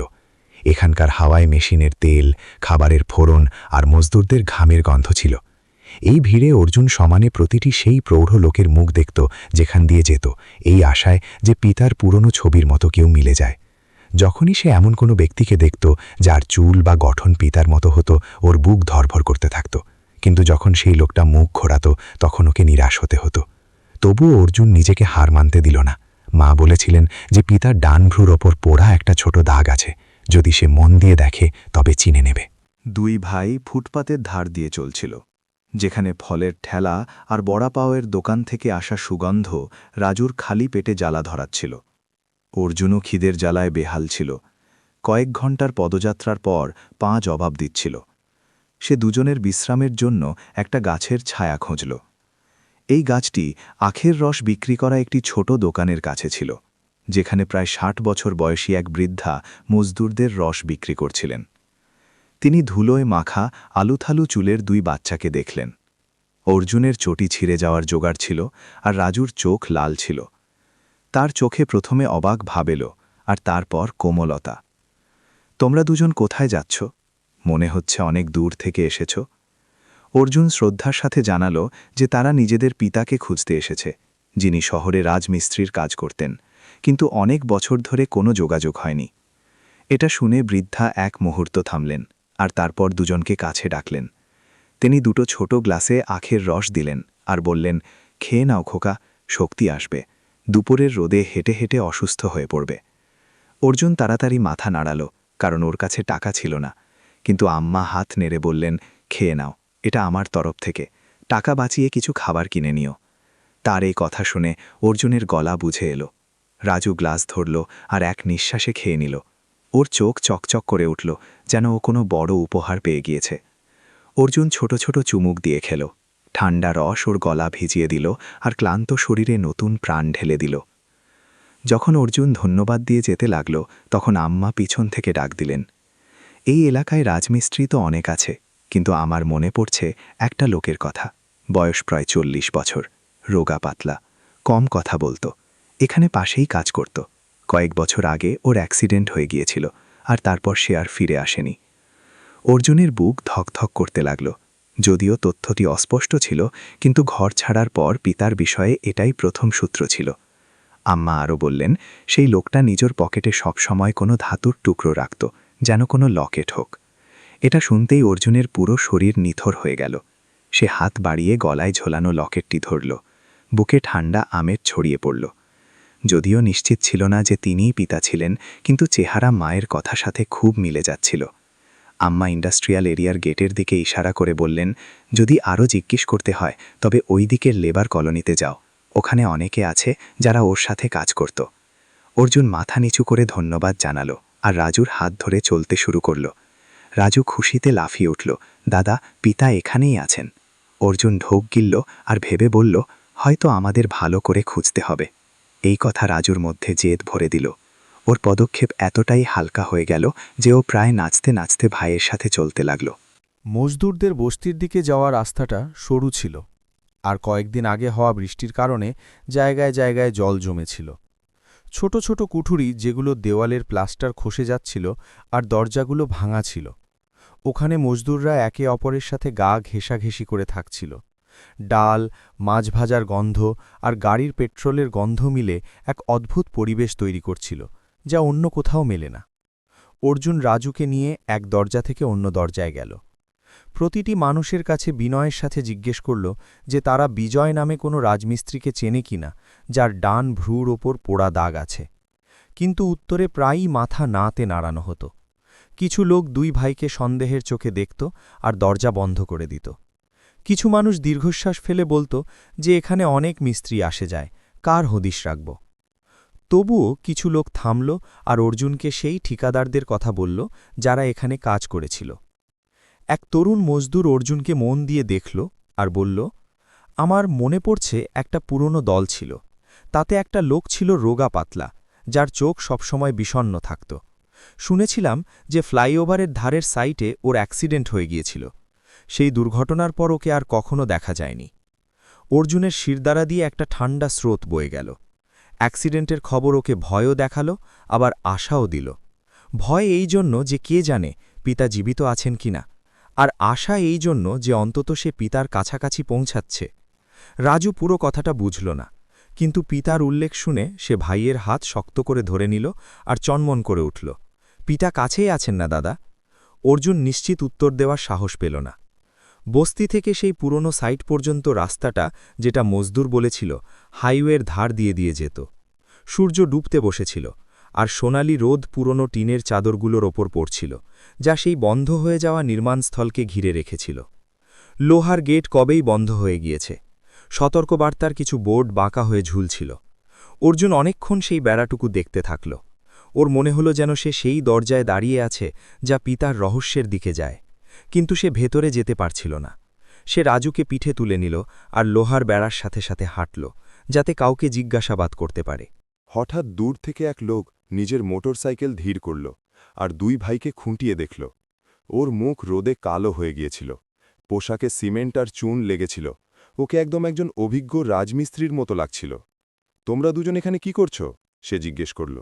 অর্জুন নিজের কাহিনী আবার শোনাল। পিতার নাম শুনতেই সেই লোকটা একটু চমকে গেল। বিজয়? হ্যাঁ, আমি জানি, আমি ওর সাথে কয়েক মাস কাজ করেছিলাম। অর্জুনের বুক জোরে ধরফর করতে লাগল। সেই লোকটা আরও বলল, ও খুব সহজ সরল ছিল, কম কথা বলতো, কিন্তু নিজের পরিবারকে খুব ভালোবাসত। ও প্রতিদিন নিজের পকেটে কোনো লকেটের মতো কিছু রাখত, বলতো যে এতে বউ বাচ্চার কথা মনে পড়ে। অর্জুন আর রাজু এক পলকের জন্য একে অপরের দিকে তাকাল। রাজু ভাইয়ের গলায় হাত জড়িয়ে দিল আর ধীরে ধীরে খুশির চিৎকার দিল। সেই লোকটা দীর্ঘশ্বাস ফেলল। যবে থেকে অ্যাক্সিডেন্ট হলো ও গায়েব হয়ে গেল। সবাই ভেবেছিল ও মারা গিয়েছে, কিন্তু কেউ বলেছিল যে ওকে কোনো গাড়িতে করে নিয়ে যাওয়া হয়েছিল, জানি না কোথায়। এই কথা এক নতুন আশা আর ভয় দুটোই নিয়ে এলো। অর্জুন সেই লোকটাকে ধন্যবাদ জানালো আর ডুবন্ত সূর্যের দিকে তাকালো, যা পুরো আকাশকে লাল করে দিয়েছিল। যদিও পরিষ্কার উত্তর মেলেনি, কিন্তু ওর মনে হলো সে সঠিক দিকেই যাচ্ছে। রাজু কাঁধে মাথা রেখে জিজ্ঞেস করল, পিতা বেঁচে আছেন না দাদা? অর্জুন মুঠোয় লকেটটা চেপে ধরল আর শহরের ঝলমলে আলোর দিকে তাকালো, যা এখন পরিষ্কার দেখা যাচ্ছিল। আমার বিশ্বাস আছে, আর যতক্ষণ আমার বিশ্বাস আছে আমরা এগিয়ে যাব। ইন্ডাস্ট্রিয়াল এরিয়া ছাড়া আর সেই মিস্ত্রির কাছ থেকে পাওয়া ভাঙাচোরা তথ্যের পর অর্জুনের মনে হলো যেন সে একটা ছোট দরজা খুলে দিয়েছে, যেখান থেকে সামান্য আলো আসছে। যদিও ক্লুগুলো অস্পষ্ট ছিল, কিন্তু লকেটওয়ালা লোকের উল্লেখ শুনে ওর বিশ্বাস হয়ে গেল যে পিতা এই পৃথিবী থেকে হারিয়ে যাননি। এই উপলব্ধি একটি ছোট শিখার মতো ছিল, দুর্বল, কিন্তু এতটাই যথেষ্ট যে দুই ভাই এই বিশাল শহরের মাঝখানে এগিয়ে যেতে পারে। অন্ধকার ছেয়ে গেল। রাস্তায় হলুদ আলোর স্ট্রিট লাইটগুলো জ্বলে উঠল। লোকজনের আনাগোনা বেড়ে গেল। মোটরসাইকেল আর ডেলিভারি ভ্যানের শোরগোল এমন এক ছন্দ তৈরি করেছিল, যা তাদের শান্ত গ্রামের থেকে একদম আলাদা ছিল। রাজু ভয় আর কৌতূহল দুটো নিয়ে চারদিকে তাকাচ্ছিল। অর্জুনর হাত শক্ত করে ধরে রেখেছিল, কারণ সে জানত যে সামান্য ঢিলে দিলেই এই ভিড় তাদের গিলে নিতে পারে। ক্লান্তি এখন থিতু হতে শুরু করেছিল। অর্জুনের পা যন্ত্রণায় ফেটে যাচ্ছিল, কিন্তু তাকে যে কোনোভাবে রাত কাটানোর জায়গা খুঁজতে হতো। রাস্তা তাদের একটি ছোট বাজারের দিকে নিয়ে গেল, যেখানে কিছু দোকান এখনও খোলা ছিল। শুকনো মাছ, সবজি আর ধাবা থেকে আসা ফোড়নের সুগন্ধ এতটাই তীব্র ছিল যে রাজুর পেটে আবার মোচড় উঠতে লাগল। ও ভাইয়ের দিকে তাকাতে লাগল, কিন্তু অর্জুন নিরুপায় ছিল, কারণ পকেটে একটা পয়সাও বেঁচে ছিল না। সে ফিসফিস করে বলল, শুধু আর একটু রাজু, আমি শোয়ার জায়গা খুঁজে নিই, তারপর খাবারের কিছু ভাবব। রাজু কোনো অভিযোগ করল না, শুধু মাথা নাড়াল আর নিজের পুরনো ভাল্লুকটাকে বুকে চেপে ধরল। যখন রাজু এত বড়দের মতো ব্যবহার করত, তখন অর্জুনের ওর ওপর খুব ভালোবাসা আসত, আর সাথে খুব দুঃখও হতো। ওর মায়ের কথা মনে পড়ল, তার রোগা শরীর আর সেই হাত যা প্রতি রাতে ওদের চুলে হাত বুলিয়ে দিত। এটা ভেবে অর্জুন ঠিক করল যে সে যে কোনো মূল্যে ভাইয়ের রক্ষা করবে। বাজারের শেষ প্রান্তে তারা এক মহিলাকে পেল, যিনি নিজের সবজি দোকান গুটিয়ে নিচ্ছিলেন। তিনি একটা ঘষা সুতি শাড়ি পরেছিলেন আর চুল পিছনে বেঁধে রেখেছিলেন। তিনি রাস্তার মাঝে দুই বাচ্চাকে নিরুপায় দাঁড়িয়ে থাকতে দেখে ডাক দিলেন, এই ছেলেরা, তোমরা দুজন এত রাতে এখানে কোথায় ঘুরে বেড়াচ্ছ? অর্জুন শ্রদ্ধার সাথে জানালো যে তারা পিতাকে খুঁজতে এসেছে আর শোয়ার জন্য জায়গা খুঁজছে। এটা শুনে সেই মহিলা থামলেন।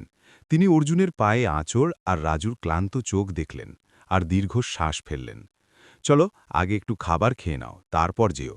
বাচ্চাদের এভাবে রাস্তায় থাকা ঠিক নয়। এই বলে তিনি নিজের টিফিন থেকে বেঁচে যাওয়া বাড়ির খাবার বের করলেন আর অর্জুনদের দিলেন। মাছের ঝোল আর সবজির গরম সুগন্ধে অর্জুনের চোখে জল এনে দিল। রাজুর টিফিন খুলল আর সঙ্গে সঙ্গে খেতে লাগল। অর্জুন ওকে খেতে দেখছিল, আর যখন রাজুর পেট একটু ভরল, তখন সে প্রথম গ্রাস নিল। ঘণ্টার পর ঘণ্টা শুধু রাঙা আলু আর জলের ওপর থাকার পর এই খাবার যেন তাদের পুনরুজ্জীবিত করে দিল। খাওয়ার পর অর্জুন বারবার ধন্যবাদ জানালো আর যাওয়ার অনুমতি চাইল। যদিও সেই মহিলার সবজির গোডাউনে শোয়ার প্রস্তাব দিয়েছিলেন, কিন্তু অর্জুন মানা করে দিল, কারণ সে কারও ওপর বোঝা হতে চাইত না। সে শুধু পুরনো রেলওয়ে স্টেশনের রাস্তা জিজ্ঞেস করল, যেখানে অনেক মজদুর রাত কাটাত। মহিলা রাস্তা বলে দিলেন, আর অর্জুনের হাতে আরও দুটো রাঙা আলু গুজে দিয়ে বললেন, সাবধানে যেও, কোনো সন্দেহভাজন লোক দেখলে দূরে থেকো, আর যদি খিদে পায় তবে কাল ফিরে এসো, কাকিমার কাছে এখনও সবজি আছে। অর্জুন মাথা নিচু করে ধন্যবাদ জানালো আর ভাইয়ের হাত ধরে পুরনো স্টেশনের দিকে এগিয়ে গেল। পুরনো স্টেশন এখন ব্যবহৃত হতো না, শুধু ভাঙাচোড়া দেয়াল আর টিনের চাল বেঁচেছিল, যেখানে গরিব মজদুররা মাথা গুঁজত। রাতের হাওয়া ইঁটের ফাটল দিয়ে আসছিল, যাতে ঠান্ডা বেড়ে গিয়েছিল, কিন্তু অন্তত সেখানে লোকজন ছিল। অর্জুন একটা শুকনো কোণা খুঁজল আর থলিটাকে বালিশ বানিয়ে রেখে দিল। রাজু এতটাই ক্লান্ত হয়ে গিয়েছিল যে শোয়া মাত্রই ঘুমিয়ে পড়ল, কিন্তু অর্জুনের ঘুম গায়েব ছিল। ও অন্ধকারে প্রতিটি ছায়ার ওপর নজর রাখছিল। ওখানে শুয়ে থাকা সব মানুষকে ভালো মনে হচ্ছিল না, কিছু লোকের চাহনি অদ্ভুত ছিল, তাই অর্জুন আরও সতর্ক হয়ে গেল। সে রাজুকে নিজের কাছে টেনে নিল আর হাত বুকের ওপর রেখে দিল, যেখানে লকেটটি জামার নিচে লুকানো ছিল। যতক্ষণ এটা ওর কাছে আছে, পিতাকে খোঁজার আশাও ওর কাছে আছে। রাতের আওয়াজ আর অজানা লোকেদের মাঝে ও মায়ের প্রতিশ্রুতি আর পিতার বিষয়ে পাওয়া তথ্যগুলোকে মনে করতে থাকল। হতে পারে পিতার অ্যাক্সিডেন্ট হয়েছে, হতে পারে কেউ তাকে চিকিৎসার জন্য নিয়ে গিয়েছে, হতে পারে তার স্মৃতিশক্তি চলে গিয়েছে, কিন্তু সবথেকে বড় কথা এই যে তিনি হয়তো এই শহরেই কোথাও জীবিত আছেন। এই চিন্তা অর্জুনকে শক্তি দিল। যখন রাজু ঘুমে নড়াচড়া করল, অর্জুন ওর পিঠ চাপড়ে দিল। সে ভাইয়ের ছোট মুখটা দেখল আর নিজেকে বলল, আমি হার মানব না। মা তোকে আমার কাছে সঁপেছেন, আমি তোকে পিতার সাথে দেখা করিয়েই ছাড়ব। রাতের হাওয়া আরও ঠান্ডা হয়ে গেল। অর্জুন নিজের জামা দিয়ে ভাইকে ঢেকে দিল আর চোখ বুঝে শরীরটাকে আরাম দেওয়ার চেষ্টা করল। ভয় আর চিন্তা থাকা সত্ত্বেও সে জানত যে কাল তাকে আরও ক্লু খুঁজতে হবে। পিতা হয়তো কয়েকটা গলি পরেই আছেন, বা হয়তো এই বড় শহরের অন্য প্রান্তে। কিন্তু যতই দূরে হোক না কেন, অর্জুন এখন আর পিছন ফিরতে পারত না। আর সেই ধ্বংসস্তূপ স্টেশনের হলুদ আলোয় অর্জুন নিজের কাছে প্রতিশ্রুতি দিল যে কাল তারা আবার খোঁজ শুরু করবে, আর ততক্ষণ থামবে না যতক্ষণ না সেই ডান ভ্রুর ওপর পোড়া দাগওয়ালা লোকটাকে খোঁজে না পায়, যাকে সে জানত যে তিনিই ওর পিতা। যখন ভোরের হালকা আলো স্টেশনের সেই কোণায় পড়ল, অর্জুন জাগল। ঠান্ডা সিমেন্টের মেঝেতে শোয়া আর রাতভর এপাশোপাশ করার কারণে ওর পুরো শরীর যন্ত্রণায় কাতরাচ্ছিল। তবুও সবার আগে ও রাজুকে দেখল। ওর ছোট ভাই সেই পাতলা চাদরে জড়িয়েছিল যা কাল সবজিওয়ালি কাকিমা দিয়েছিলেন। মুখে ধুলো ছিল, কিন্তু ও শান্তিতে ঘুমোচ্ছিল। অর্জুন ধীরে ধীরে ওকে তুলল। রাজু, উঠে পড়, আমাদের চলতে হবে। রাজু চোখ ডলল, কিছু বিড়বিড় করল আর চারদিকে তাকাল। ওই অজানা জায়গায় একটু ঘাবড়ে যাওয়া মনে হল, কিন্তু ভাইকে কাছে দেখে ও সঙ্গে সঙ্গে অর্জুনের হাত ধরে নিল, যেন ওই ওর একমাত্র সুরক্ষা। সকালের হাওয়া ভাঙা দেয়াল দিয়ে আসছিল, যাতে দুজনেই কেঁপে উঠল। অর্জুন দাঁড়াল, শরীরটাকে সোজা করল আর পুরনো থলিটা কাঁধে ঝোলাল। তারা স্টেশন থেকে বেরিয়ে নতুন বস্তির দিকে চলতে শুরু করল, যেখানে অনেক মজদুর থাকত। অর্জুনের বিশ্বাস ছিল যে যদি পিতার খবর পেতে হয় তবে ভিড়ভাট্টা এলাকা থেকেই শুরু করতে হবে। রোদ উঠতে শুরু করেছিল আর কুয়াশা কাটছিল। জলখাবারের দোকান থেকে বড়া পাও, চা আর পুরি ভাজির সুগন্ধ আসছিল, যাতে দুই ভাইয়ের পেটে ছুঁচো ডলতে লাগল। রাজু লোকদের গরম খাবার খেতে দেখে লোলুপ দৃষ্টিতে তাকাতে লাগল, যাতে অর্জুনের মন গলে গেল। সে কথা ঘোরানোর চেষ্টা করল, যখন পিতা দেখা দেবেন তখন তিনি তোকে এর থেকেও বড় বড় পাও খাওয়াবেন।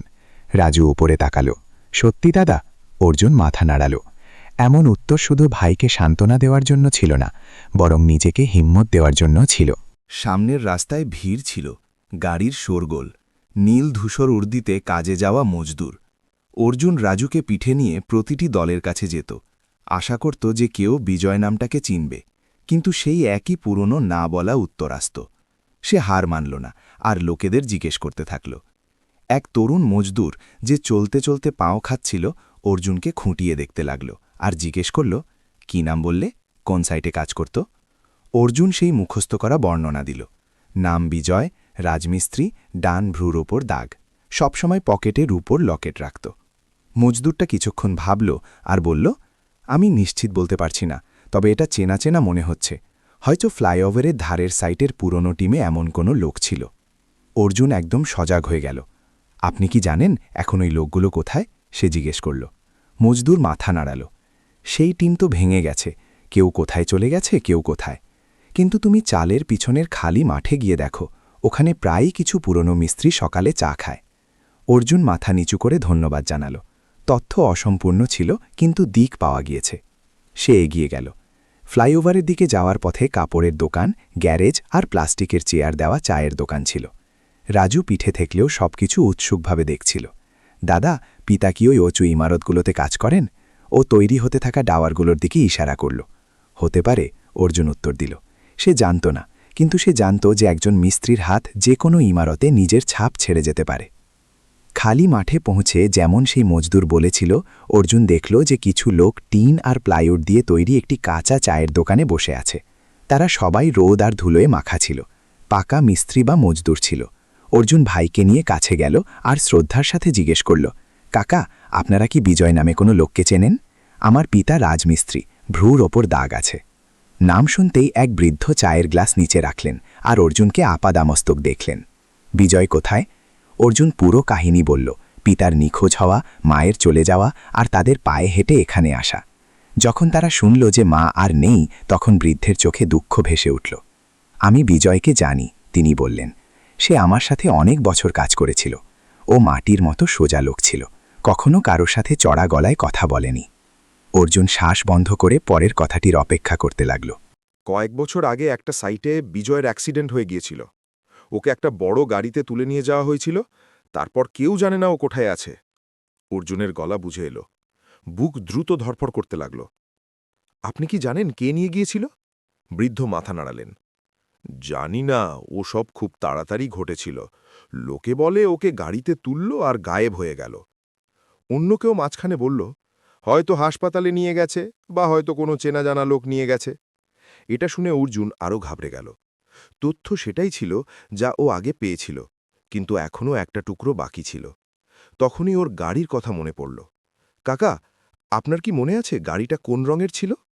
বৃদ্ধ ভাবলেন আর বললেন, হয়তো সাদা রঙের ছিল, বড় গাড়ি ছিল, কিন্তু খুব পুরনো কথা, ঠিক করে মনে নেই। অর্জুন সবাইকে ধন্যবাদ জানাল। যখন ও ফিরল, তখন পিছন থেকে কারোর ধীর কণ্ঠ শোনা গেল, এই ছেলেটার মুখ একদম বিজয়ের মতো। এটা শুনে অর্জুন কয়েক মুহূর্তের জন্য থমকে গেল। মনে এক গরম ঢেউ বয়ে গেল। যদি তারা সাদৃশ্য দেখতে পায়, তবে তার মানে পিতার ছবি অস্পষ্ট হয়ে যায়নি। সে ঘুরে কৃতজ্ঞতা প্রকাশ করল আর ভাইয়ের সাথে এগিয়ে গেল। তারা মাঠ ছেড়ে পাশের সরকারি হাসপাতালের দিকে চলতে শুরু করল, যার রাস্তা লোকেরা বলে দিয়েছিল। রাস্তা ধোঁয়া আর ধুলোয় ভরা ছিল। ফুটপাতের হকার আর পথচারীদের ভিড় ছিল।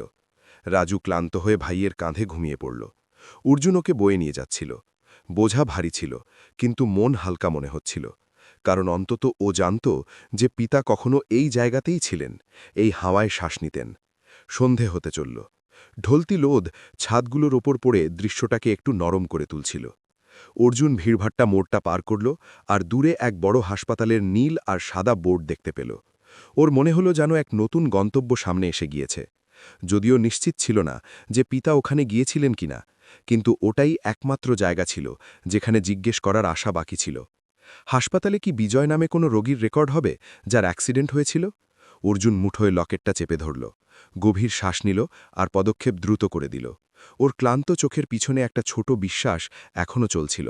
যদি পিতাকে সেই সাদা গাড়িতে করে নিয়ে যাওয়া হয়েছিল, তবে হাসপাতাল সেই জায়গা যেখানে তার প্রথম হদিশ পাওয়া যেতে পারে। যখন সেই দুই ভাই এলাকার সবথেকে বড় হাসপাতালের কাছে পৌঁছাল, সন্ধে হয়ে গিয়েছে। অ্যাম্বুলেন্সের সাইরেন বাজছিল আর লোকের ভিড় অর্জুনকে হকচকিয়ে দিচ্ছিল। এটা সবথেকে ভিড় এলাকা ছিল যেখানেও কখনো পা রেখেছিল। রাজু পিঠে ছিল, ঘুমন্ত চোখে দেখছিল।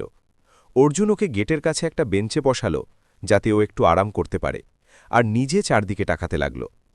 এখানকার পরিবেশ বাজার বা বস্তির থেকে একদম আলাদা ছিল। লোকে দৌড়াচ্ছিল, ক্লান্ত ছিল, চিন্তিত ছিল। প্রতি মুখে নিজেরই এক কাহিনী ছিল। অর্জুনের পদক্ষেপ ইতস্তত করছিল যে কাকে জিজ্ঞেস করবে, কিন্তু তারপর ও গভীর শ্বাস নিল, রাজুর হাত ধরল আর ভেতরে নিয়ে গেল। রিসেপশনে প্রচণ্ড ভিড় ছিল। রোগী আর তাদের পরিবার অপেক্ষা করছিল। কেউ মাথা ধরে বসেছিল। ফিনাইল আর ওষুধের তীব্র গন্ধে অর্জুন নাক কুচকাল, কিন্তু সে অনুসন্ধান জানলার দিকে গেল। একজন তরুণী নার্স কিছু লিখছিলেন। তিনি দুই বাচ্চাকে উকি দিতে দেখে ঝুঁকে জিজ্ঞেস করলেন, কাকে খুঁজছ খোকা? অর্জুন শ্রদ্ধার সাথে মাথা নিচু করল এবং বলল, আগ্রে, আমি আমার পিতাকে খুঁজছি। ওনার কিছু বছর আগে অ্যাক্সিডেন্ট হয়েছিল। লোকে বলে কোনো গাড়ি ওনাকে নিয়ে গিয়েছিল। এখানে কি বিজয় নামে কোনো রোগী এসেছিল? ওনার ভ্রুর ওপর দাগ আছে, আর উনি সবসময় একটা রূপোর লকেট রাখতেন। নার্সের মুখে দয়া এলো। খোকা, অ্যাক্সিডেন্টের তো অনেক কেস আসে, কিন্তু যদি ভর্তি হয়ে থাকেন তবে রেকর্ড থাকবে। তিনি অলিন্দের শেষে তৈরি প্রশাসনিক কক্ষের দিকে ইশারা করলেন। ওখানে গিয়ে জিজ্ঞেস করো, কিন্তু যদি অনেক পুরনো কথা হয় তবে ফাইলগুলো পুরনো গুদামে চলে গিয়ে থাকবে। মেলা মুশকিল। যদিও উত্তর নিশ্চিত ছিল না, অর্জুন ধন্যবাদ জানাল আর রাজুকে নিয়ে এগিয়ে গেল। রাজু ধীরে জিজ্ঞেস করল, পিতা কি এখানে আছেন দাদা? অর্জুন শুধু ওর হাতটা টিপে ধরল।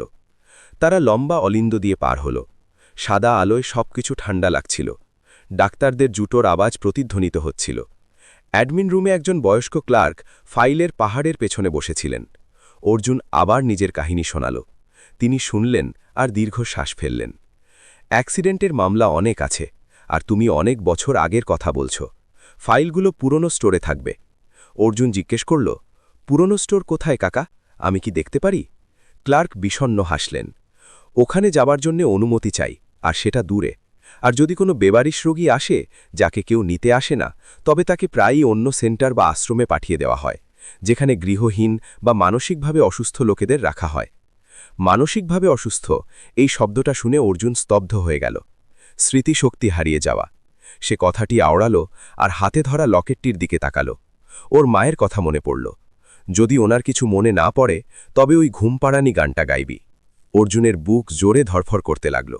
ক্লার্কের কথায় এই সম্ভাবনা আরও সত্যি মনে হতে লাগল।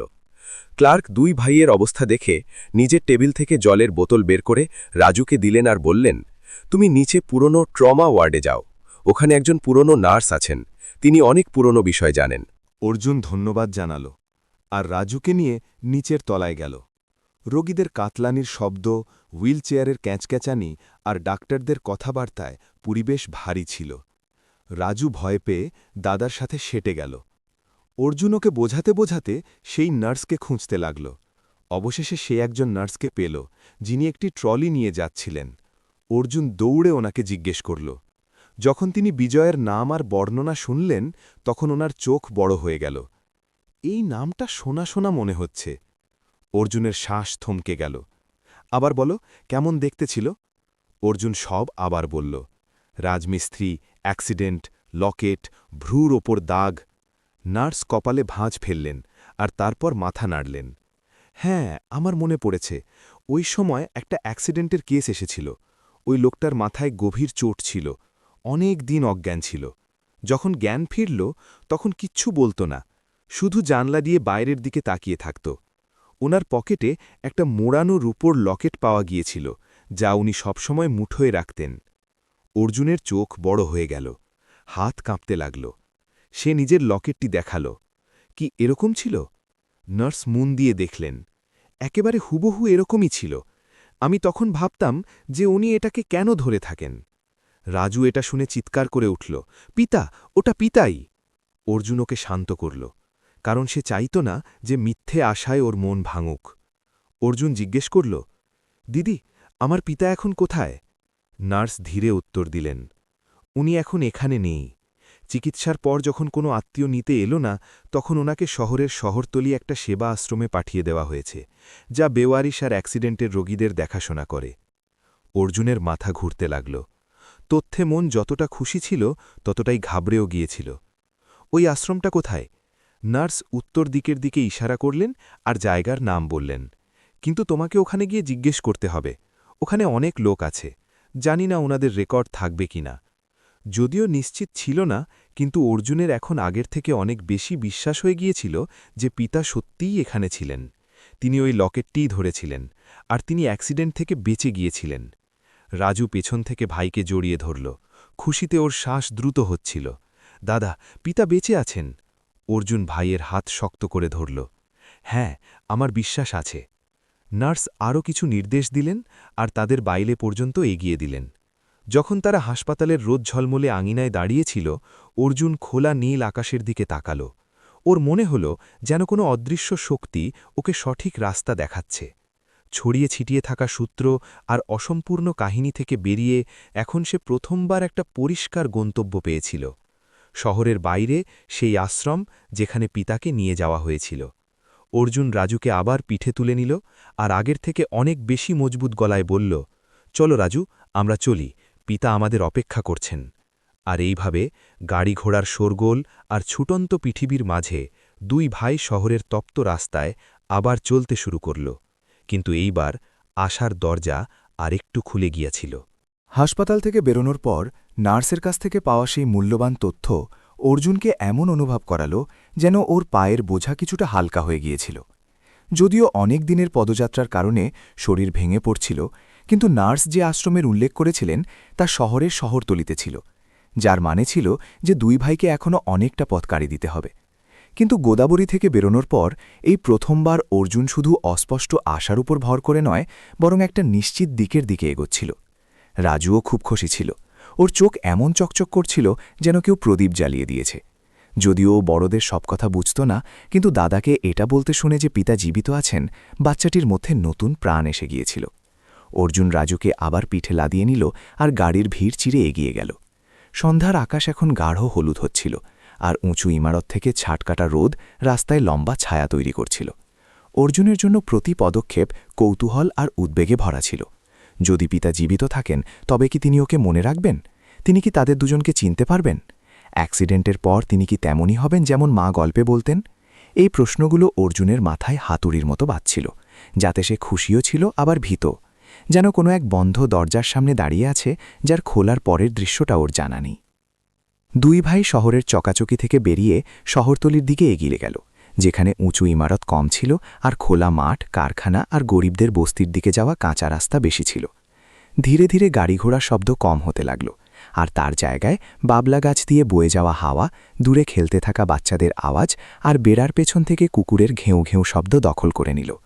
সন্ধ্যার হাওয়া ঠান্ডা ছিল, যাতে অর্জুনের চুল উঠছিল আর রাজু ওর পিঠেই তন্দ্রাচ্ছন্ন হয়ে পড়েছিল। কিন্তু অর্জুনের পায়ে এখন অসহ্য যন্ত্রণা হচ্ছিল। প্রতি পদক্ষেপে মনে হচ্ছিল যেন গড়ালিতে পেরেক বিচ্ছে। তবুও সে দাঁতে দাঁত চেপে সহ্য করল। মা বলেছিলেন যে এই রাস্তা সহজ হবে না, আর অর্জুন জানত যে তাকে নিজের ব্যথার থেকে বেশি শক্তিশালী হতে হবে। সে হাঁটতে হাঁটতে রাস্তার ধারে লাগানো বোর্ড দেখতে থাকল, যাতে নার্সের বলা সেই জায়গার হদিশ পাওয়া যায়। একটা মোড়ের কাছে সে একজন বয়স্ক অটোওয়ালাকে রাস্তার ধারে জল খেতে দেখল। সে সাহস করে জিজ্ঞেস করল, কাকা, আপনি কি জানেন যে বেওয়ারিশ আর অ্যাক্সিডেন্ট হওয়া রোগীদের সেবা আশ্রমটা কোথায়? সেই বৃদ্ধ দুই ভাইকে দেখলেন। ওনার বুড়ো চোখে একটা চকমকি ছিল। জানি, কিন্তু ওটা অনেক দূরে। তোমাকে ওই জলাভূমি এলাকার পাশ দিয়ে ঘুরে যেতে হবে, তারপর কাঁচা রাস্তা ধরতে হবে, তবে গিয়ে আসবে। অর্জুন অস্থির হয়ে জিজ্ঞেস করল, কি পায়ে হেঁটে যাওয়া যেতে পারে? কাকা অর্জুনের ঘষা চটি আর মাটি মাখা পা দেখলেন আর দীর্ঘশ্বাস ফেললেন। যেতে তো পারো, কিন্তু পুরো দিন লেগে যাবে, আর এখন তো সন্ধ্যা হয়ে গেছে, অন্ধকার হওয়ার আগে পৌঁছনো মুশকিল। অর্জুন ঠোঁট কামড়ে নিল, নজর নিচু করে নিল। কিন্তু রাজু এটা শুনে দাদার কাঁধ নাড়াল। দাদা চলো। অর্জুন মাথা নাড়াল, হ্যাঁ চলব। অটোওয়ালা কাকা নিজের জলের বোতল দুই বাচ্চার দিকে বাড়িয়ে দিলেন। অর্জুন ধন্যবাদ দিয়ে জল নিল আর বেশি অংশ রাজুকে খাওয়াল। যাওয়ার সময় কাকা নির্দেশ দিলেন, অন্ধকার হলে থেমে যেও, শহরের বাইরের এলাকা রাতে সুরক্ষিত হয় না। এই কথাটা অর্জুনকে আরও সতর্ক করে দিল। যখন তারা শহরের সীমানা থেকে দূরে বেরিয়ে গেল, তখন রাস্তা উঁচু নিচু আর অন্ধকার হয়ে গেল। গাড়ি ঘোড়া এখন খুব কম দেখা যাচ্ছিল, আর পশ্চিম দিকে আকাশ লাল হয়ে গিয়েছিল। রাজু পিঠে শুয়ে মাঝে জিজ্ঞেস করত, পিতা কি আমাদের দেখে নিয়েছেন? অর্জুন ওর পিঠ চাপড়ে দিত, এখনও না, কিন্তু তিনি খুব কাছেই আছেন। এই কথা অর্জুন নিজেকেও বোঝাচ্ছিল। সে পিতার মুখ মনে করার চেষ্টা করত, পুরনো ছবির সেই রোগা লোকটা। কিন্তু সময়ের সাথে সেই ছবি এতটাই অস্পষ্ট হয়ে গিয়েছিল যে ওর এখন ভরসা ছিল না যে ওর সঠিক মনে আছে কিনা। ওর কাছে শুধু ভ্রুর ওপর পোড়া দাগ আর বুকের সাথে লাগানো সেই রূপোর লকেটটা ছিল, যা একটা ছোট ধকধকানির মতো ও অনুভব করত। যখন পুরো অন্ধকার ছেয়ে গেল, দুই ভাই একটা কাঁচা রাস্তায় চলে এলো, যা গ্রামের দিকে যেত। এখানে কোনো স্ট্রিট লাইট ছিল না, শুধু রাস্তার ধারে তৈরি কিছু ঘর থেকে হালকা আলো আসছিল। অজানাদের দেখে কুকুর সমানে ঘেউ ঘেউ করছিল। অর্জুনকে রাজুকে বারবার সান্ত্বনা দিতে হলো, কারণ ও ভয় পেতে শুরু করেছিল। সামনে গিয়ে জনবসতি আরও কমে গেল, শুধু ঝিঝি পোকার আওয়াজ প্রতিধ্বনিত হচ্ছিল। অর্জুন বুঝে গেল যে এখন আর এগিয়ে যাওয়া বিপজ্জনক হতে পারে।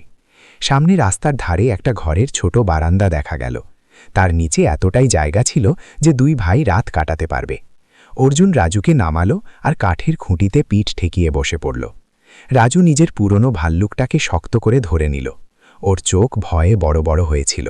দাদা, পিতা কাছেই আছেন না? রাজু কাঁপানো বড়ায় জিজ্ঞেস করল। অর্জুন ওকে জড়িয়ে ধরল। হ্যাঁ, খুব কাছে, কাল সকালে চললে দেখা হয়ে যাবে। এই কথায় রাজু সান্ত্বনা পেল। সে হেসে দাদার কাঁধে মাথা রাখল আর ঘুমিয়ে পড়ল। কিন্তু অর্জুনের চোখ থেকে ঘুম কয়েক যোজন দূরে ছিল। সে সামনে ছড়িয়ে থাকা অন্ধকারের দিকে তাকিয়ে রইল, যেখান দিয়ে সেই কাঁচা রাস্তাটা সেই আশ্রমের দিকে যাচ্ছিল, যার সে অপেক্ষা করছিল। সে মনে মনে শয়ে শয়ে পরিস্থিতি ভাবল। হতে পারে পিতা ওখানে অসুস্থ হয়ে আছেন, স্মৃতিশক্তি চলে গেছে, বা হয়তো সুস্থ হয়ে অন্য কোথাও চলে গেছেন। এটাও হতে পারে যে তিনি দুই ভাইয়ের অপেক্ষা করছেন। এই চিন্তাগুলো ঢেউয়ের মতো ওর মাথায় আসছিল। সে লকেটের উপর হাত রাখল আর মনে মনে বলল, পিতা, আমি আসছি। আমি আর রাজু অনেক দূর থেকে এসেছি, আপনাকে আমাদের অপেক্ষা করতে হবে। ক্ষেত থেকে আসা রাতের হাওয়ায় অর্জুন জমে যাচ্ছিল, কিন্তু ওর ভেতরে একটা আশার প্রদীপ জ্বলছিল। সেই রাত অর্জুন রাজুকে কোলে নিয়ে বসে রইল। যখনই কোনো আওয়াজ হতো ওর বুক জোরে ধড়ফড় করে উঠত। কিন্তু তারপর সে ভাইয়ের নিষ্পাপ মুখটা দেখল, মা আর পিতাকে মনে করল, আর জেনে গেল যে আগামী দিন এই কঠিন যাত্রার অন্তিম দিন হবে। পরের দিন যখন প্রথম কিরণ সেই বারান্দায় পড়ল, অর্জুন প্রস্তুত ছিল, যদিও ঘুমের অভাবে চোখ লাল ছিল।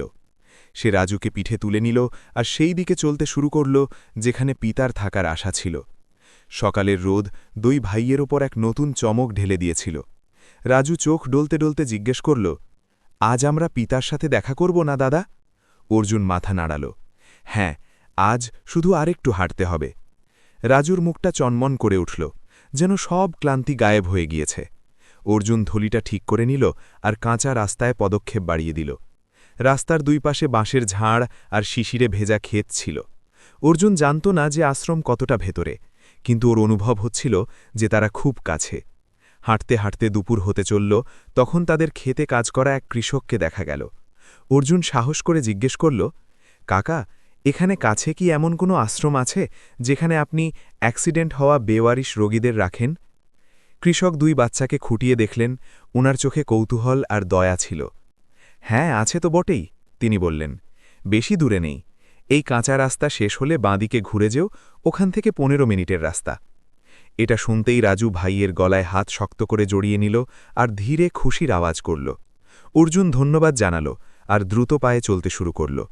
মাত্র 15 মিনিট, এর মানে তারা গন্তব্যের একদম কাছে। কিন্তু তারা যত কাছে আসছিল অর্জুনের ভয়ও বাড়ছিল। কে জানে ওখানে সবকিছু তেমন না হয় যেমনটা সে ভেবেছে। হতে পারে পিতা ওখানে নেই বা তাদের চিনতে পারলেন না। সে নিজের উদ্বেগ গিলে নিল আর পদক্ষেপ দ্রুত করল, কারণ সে ভয়কে আশার ওপর জয়ী হতে দিতে চাইত না। রাস্তার শেষে তারা একটা উঁচু দেয়াল দেখতে পেল, যার ওপর ধূসর রঙের টিনের চাল দেখা যাচ্ছিল। গেটে একটা পুরনো বোর্ড লাগানো ছিল, নিরাশ্রিত এবং দুর্ঘটনা পীড়িত সেবা কেন্দ্র। রাজু ফিসফিস করে বলল, দাদা, কি পিতা ভেতরে আছেন? অর্জুন সঙ্গে সঙ্গে উত্তর দিতে পারল না। ও গেটটা দেখে শুধু দাঁড়িয়ে রইল। বুকে এক টান অনুভব হচ্ছিল। লোহার গেট, খসে পড়া রং আর ভেতরের নিস্তব্ধতা এই জায়গাটা আনন্দদায়ক নয়, বরং ভুলে যাওয়া বলে মনে হচ্ছিল। সে গভীর শ্বাস নিল আর এগিয়ে গেল। গেটে একজন বয়স্ক সিকিউরিটি গার্ড বসেছিলেন। তিনি মাথা তুলে দুই ধুলোমাখা রোগা পাতলা বাচ্চাকে দেখলেন। কাকে খুঁজছ? গার্ড জিজ্ঞেস করলেন। অর্জুন শ্রদ্ধার সাথে মাথা নিচু করল। আগে আমি আমার পিতাকে খুঁজছি, নাম বিজয়। ওনার অ্যাক্সিডেন্ট হয়েছিল আর লোকে বলে ওনাকে এখানে আনা হয়েছিল। গার্ড বাচ্চাদের মন দিয়ে দেখলেন। ওনার গলা নরম হয়ে গেল। নামটা তো শোনা শোনা মনে হচ্ছে, দাঁড়াও আমি দেখছি। তিনি একটা পুরনো রেজিস্টার খুললেন আর খসখসে আঙুন দিয়ে পাতা উল্টাতে লাগলেন। অর্জুন শ্বাস বন্ধ করে দাঁড়িয়ে রইল। প্রতিটি পাতা উল্টানোর আওয়াজের সাথে ওর বুক ধড়ফড় করছিল। শেষে গার্ড থামলেন। বিজয় নামের এক লোক এখানে 3 বছর আগে আনা হয়েছিল। স্মৃতিশক্তি চলে গেছে, কথা বলে না। যখন আনা হয়েছিল তখন মাথায় গভীর চোট ছিল। এটা শুনতেই রাজু দাদার হাত টানল। উনিই তো না দাদা? অর্জুনের গলা দিয়ে আওয়াজ বেরোল না, শুধু বুকে একটা যন্ত্রণা মতো উঠল। গার্ড নিজের চেয়ার থেকে উঠলেন আর ইশারা করলেন, আমার সাথে এসো। দুই ভাই আশ্রমের আঙিনায় দাখিল হল। ওখানে অদ্ভুত এক শান্তি ছিল। সাদা রং করা ব্যারাকের মতো কুঠুরি ছিল, যেগুলোর ওপর সময়ের মার পরিষ্কার দেখা যাচ্ছিল। কিছু লোক গাছের নিচে বসেছিল, যাদের নজর শূন্যে ছিল। কেউ কারো সাথে কথা বলছিল না। প্রত্যেকের মুখে এক আলাদা ক্লান্তি ছিল। অর্জুন লকেটটা শক্ত করে ধরে হাঁটছিল। একটা ঘরের সামনে গার্ড থামলেন। উনি এখানে আছেন, কিন্তু আগেই বলে দিই, উনি কাউকে চেনেন না। এই কথাটা অর্জুনের কাছে হিমেল হাওয়ার ঝাপটার মতো লাগল। মনে এক বিধুনি হল, কিন্তু পিতা চিনুন বা না চিনুন ওকে দেখাই করতে হতো। ঘরের দরজা খুলল। ওষুধের হালকা গন্ধ আর পুরনো কাঠের সুবাস এলো। দেয়ালের সাহারায় কিছু বিছানা পাতা ছিল। ঘরের কোনায় যেখানে জানলা দিয়ে আলো আসছিল, একজন লোক মাথা নিচু করে বসেছিলেন। শরীর রোগা, কাঁধ একটু ঝোঁকা আর চুলের সময়ের আগে সাদা রং এসে গিয়েছিল। অর্জুন থমকে গেল। যদিও মুখ পুরনো ছবির থেকে অনেক বদলে গিয়েছিল, কিন্তু সেই গালের হাড়, নাকের গঠন আর বসার ধরন সবকিছু অদ্ভুতভাবে চেনা চেনা ছিল। আর ওনার ডান ভ্রুয়ের অপর সেই পোড়া দাগটা এখনও হালকাভাবে দেখা যাচ্ছিল। রাজু নিজেকে আটকে রাখতে পারল না আর চিৎকার করে উঠল, পিতা! ওর আওয়াজ নিস্তব্ধতা চিড়ে প্রতিধ্বনিত হল। সেই লোকটা চমকে উঠল আর সে মাথা তুলল। ওনার চোখ অস্পষ্ট আর ক্লান্ত ছিল, কিন্তু যখন তিনি 2 বাচ্চাকে দেখলেন তখন তিনি যেন পাথরের মতো হয়ে গেলেন। অর্জুন ধীরে ধীরে এগিয়ে গেল। প্রতি পদক্ষেপে খুব সাবধানতা অবলম্বন করছিল, যেন ভয় ছিল যে এই স্বপ্নটা ভেঙে যাবে। সে নিজের জামার নিচ থেকে লকেটকে বের করল আর আলোয় ওপরে তুলল। পিতা, অর্জুনের গলা বুঝে এলো। আপনার কি এটা মনে পড়ছে? সেই লোকটা লকেটের দিকে তাকালেন। ওনার চোখে কাঁপুনি হল। তিনি কাঁপানো হাতে ওটাকে ছোঁয়ার চেষ্টা করলেন, যেন স্মৃতিগুলো ওনার মাথায় জমে থাকা কুয়াশা চিরে ফেলার চেষ্টা করছে। অর্জুন নিজেকে কাঁদা থেকে আটকালো আর নিজের ছোট হাতটা পিতার হাতের ওপর রেখে দিল। পিতা, আমি অর্জুন, আর এটা রাজু। মা আপনার অনেক বছর অপেক্ষা করেছেন। মা এখন আর নেই, আমরা আপনাকে খুঁজতে এসেছি। সেই লোকটার মুখ ব্যথায় কোঁকড়ে গেল, চোখ কাঁপতে লাগল, শ্বাস দ্রুত হয়ে গেল। তিনি নিজের শুকনো হাতটা অর্জুনের গালে রাখলেন, তারপর রাজুর গালে। এক ফোঁটা জল ওনার চোখ থেকে গড়িয়ে পড়ল। হয়তো এই জন্য নয় যে ওনার সব মনে পড়ে গিয়েছিল, বরং এই জন্য যে ওই 2 বাচ্চাকে দেখে ওনার মন কেঁদে ফেলেছিল। রাজু দৌড়ে গিয়ে ওনাকে জড়িয়ে ধরল, ওনার বুকে মুখ লুকিয়ে কাঁদতে লাগল। অর্জুনও নিজেকে আটকে রাখতে পারল না আর হাঁটু গেড়ে পিতার কাছে বসে পড়ল। সেই লোকটা, বিজয়, পুরোপুরি ভেঙে পড়লেন। ঠোঁট নাড়ানোর চেষ্টা করলেন, কিন্তু শব্দ বেরোল না, শুধু একটা চাপা কান্নার আওয়াজ বেরোল। তারা 3 জন সেই পুরনো ঘরে এই ক্ষতির দুনিয়ার মাঝে অবশেষে একে অপরের সাথে মিলে গেল। যদিও পিতার স্মৃতিশক্তি অসম্পূর্ণ ছিল, যদিও সামনের রাস্তা কঠিন ছিল, কিন্তু সেই মুহূর্তটা ছিল সেই সব জিনিসের পুরস্কার যা তারা হারিয়েছিলেন। যখন গার্ড নিঃশব্দে দরজা বন্ধ করলেন, অর্জুন নিজের মাথা পিতার কাঁধে ঠেকিয়ে দিল আর মনে মনে বলল, মা, আমরা পিতাকে খুঁজে পেয়েছি। পিতাকে জড়িয়ে ধরার সেই মুহূর্তটা এমন ছিল যেন বাইরের জগৎ থমকে গেছে। কিন্তু সেই আবেগপ্রবণ মুহূর্তের পর অর্জুনকে বাস্তব পরিস্থিতি সামাল দেওয়ার জন্য নিজেকে সামলাতে হলো। পিতা এখনও ওখানেই বসেছিলেন, কাঁধ হালকা কাঁপছিল, চোখে গভীর দুঃখ ছিল, যেন কোনো লম্বা স্বপ্ন থেকে জেগে উঠেছেন আর বুঝতে পারছেন না কি হচ্ছে। রাজু এখনও ওনার সাথে সেটেছিল, যেন ভয় পাচ্ছিল যে ছাড়লেই পিতা আবার গায়েব হয়ে যাবেন। অর্জুন পিতার কাঁধে হাত রাখল আর ভেজা কিন্তু দৃঢ় নজরে ওনাকে দেখল। পিতা, আমি রাজুকে নিয়ে গোদাবরী থেকে পায়ে হেঁটে এখানে এসেছি। মা বলেছিলেন যে আপনাকে ফিরিয়ে নিয়ে যেতে হবে। বিজয় অর্জুনকে অনেকক্ষণ দেখলেন। ওনার চোখে এক সংশয় ছিল, যেন তিনি কিছু চিনছেন কিন্তু নাম দিতে পারছেন না। ওনার হাত ধীরে অর্জুনের মুখে গেল আর তারপর পিছলে রাজুর হাত ধরল। 2 বাচ্চাই সেই স্পর্শের সেই উষ্ণতা অনুভব করল যা এত বছরের দুঃখের পরেও বেঁচে ছিল। তখনই দরজায় হালকা শব্দ হল আর একজন নার্স ভেতরে এলেন। ওনার মুখ শান্ত ছিল। তোমরা 3 জন ঠিক আছো? তিনি জিজ্ঞেস করলেন। উনি এখনও খুব ঘাবড়ে থাকেন, কিন্তু আজ ওনার প্রতিক্রিয়া বাকি দিনের থেকে খুব আলাদা। হয়তো আপনজনদের দেখে কিছু মনে পড়ে গেছে। অর্জুন সঙ্গে সঙ্গে জিজ্ঞেস করল, দিদি, পিতার কি হয়েছে? উনি কথা বলছেন না কেন? নার্স চেয়ার টেনে বিছানার কাছে বসলেন। গলায় গাম্ভীর্য ছিল। মাথায় খুব গভীর চোট লেগেছিল। যখন এখানে আনা হয়েছিল তখন না নিজের নাম জানতেন না ঠিকানা, কথাও বলতেন না। এমন নয় যে বোবা হয়ে গেছেন, শুধু ট্রমার কারণে আওয়াজ বন্ধ হয়ে গেছে। উনি শুধু জানলা দিয়ে বাইরে তাকিয়ে থাকেন অথবা ওই ধাতুর টুকরোটাকে মুঠোয় চেপে ধরে থাকেন, যেটা ওনার পকেট থেকে পাওয়া গিয়েছিল। এটা শুনে অর্জুনের গলা বুঝে এলো। ওই ধাতুর টুকরোটা নির্ঘাত পিতার লকেটই ছিল, ঠিক তেমনই যেমনটা সে পড়েছিল। নার্স আরও বললেন, বছর ধরে আমরা ওনার দেখাশোনা করছি, কিন্তু কেউ দেখা করতে আসেনি। উনি কেবল 2টো জিনিসের ওপর প্রতিক্রিয়া দেন, ওই লকেটটা আর যদি কেউ ঘুম পাড়ানি গান গায়। অর্জুন চমকে উঠল, রাজু দাদাকে দেখল। দাদা, মায়ের সেই গানটা। অর্জুনের মায়ের শেষ কথাটা মনে পড়ল, যদি ওনার কিছু মনে না পড়ে তবে ওই গানটা গাইবি। সে পিতার দিকে তাকাল। বিজয় এখনও অর্জুনের হাতে ধরা লকেটটার দিকে তাকিয়েছিলেন। ওনার চোখে এক চকমকি আসছিল, যেন তিনি মস্তিষ্কের কোনো গভীর কোণে কিছু হাতড়াচ্ছেন। অর্জুন গভীর শ্বাস নিল আর রাজুকে ধীরে পিতার পাশে বসাল। সে হাঁটু গেড়ে বসল। পিতার খসখসে হাত নিজের হাতে নিল আর খুব ধীর স্বরে গাইতে শুরু করল। প্রতিটা শব্দ আবেগে কাঁপছিল। ও চন্দা মামা দূরকে। যেমনই সেই চেনা সুর সেই শান্ত ঘরে প্রতিধ্বনিত হল, বিজয়ের শরীর একদম আড়ষ্ট হয়ে গেল। ওনার চোখ বড় হয়ে গেল, শ্বাস দ্রুত হয়ে গেল। অর্জুন গেয়ে চলল, আপ খায় থালি মে, মুন্নে কো দে প্যালি মে। রাজু পিতার দিকে একদৃষ্টে তাকিয়ে থাকল আর সাথে সাথে গুনগুন করতে লাগল। গানের শেষ পংক্তি পর্যন্ত আস্তে আস্তে অর্জুনের গলা বুঝে এলো।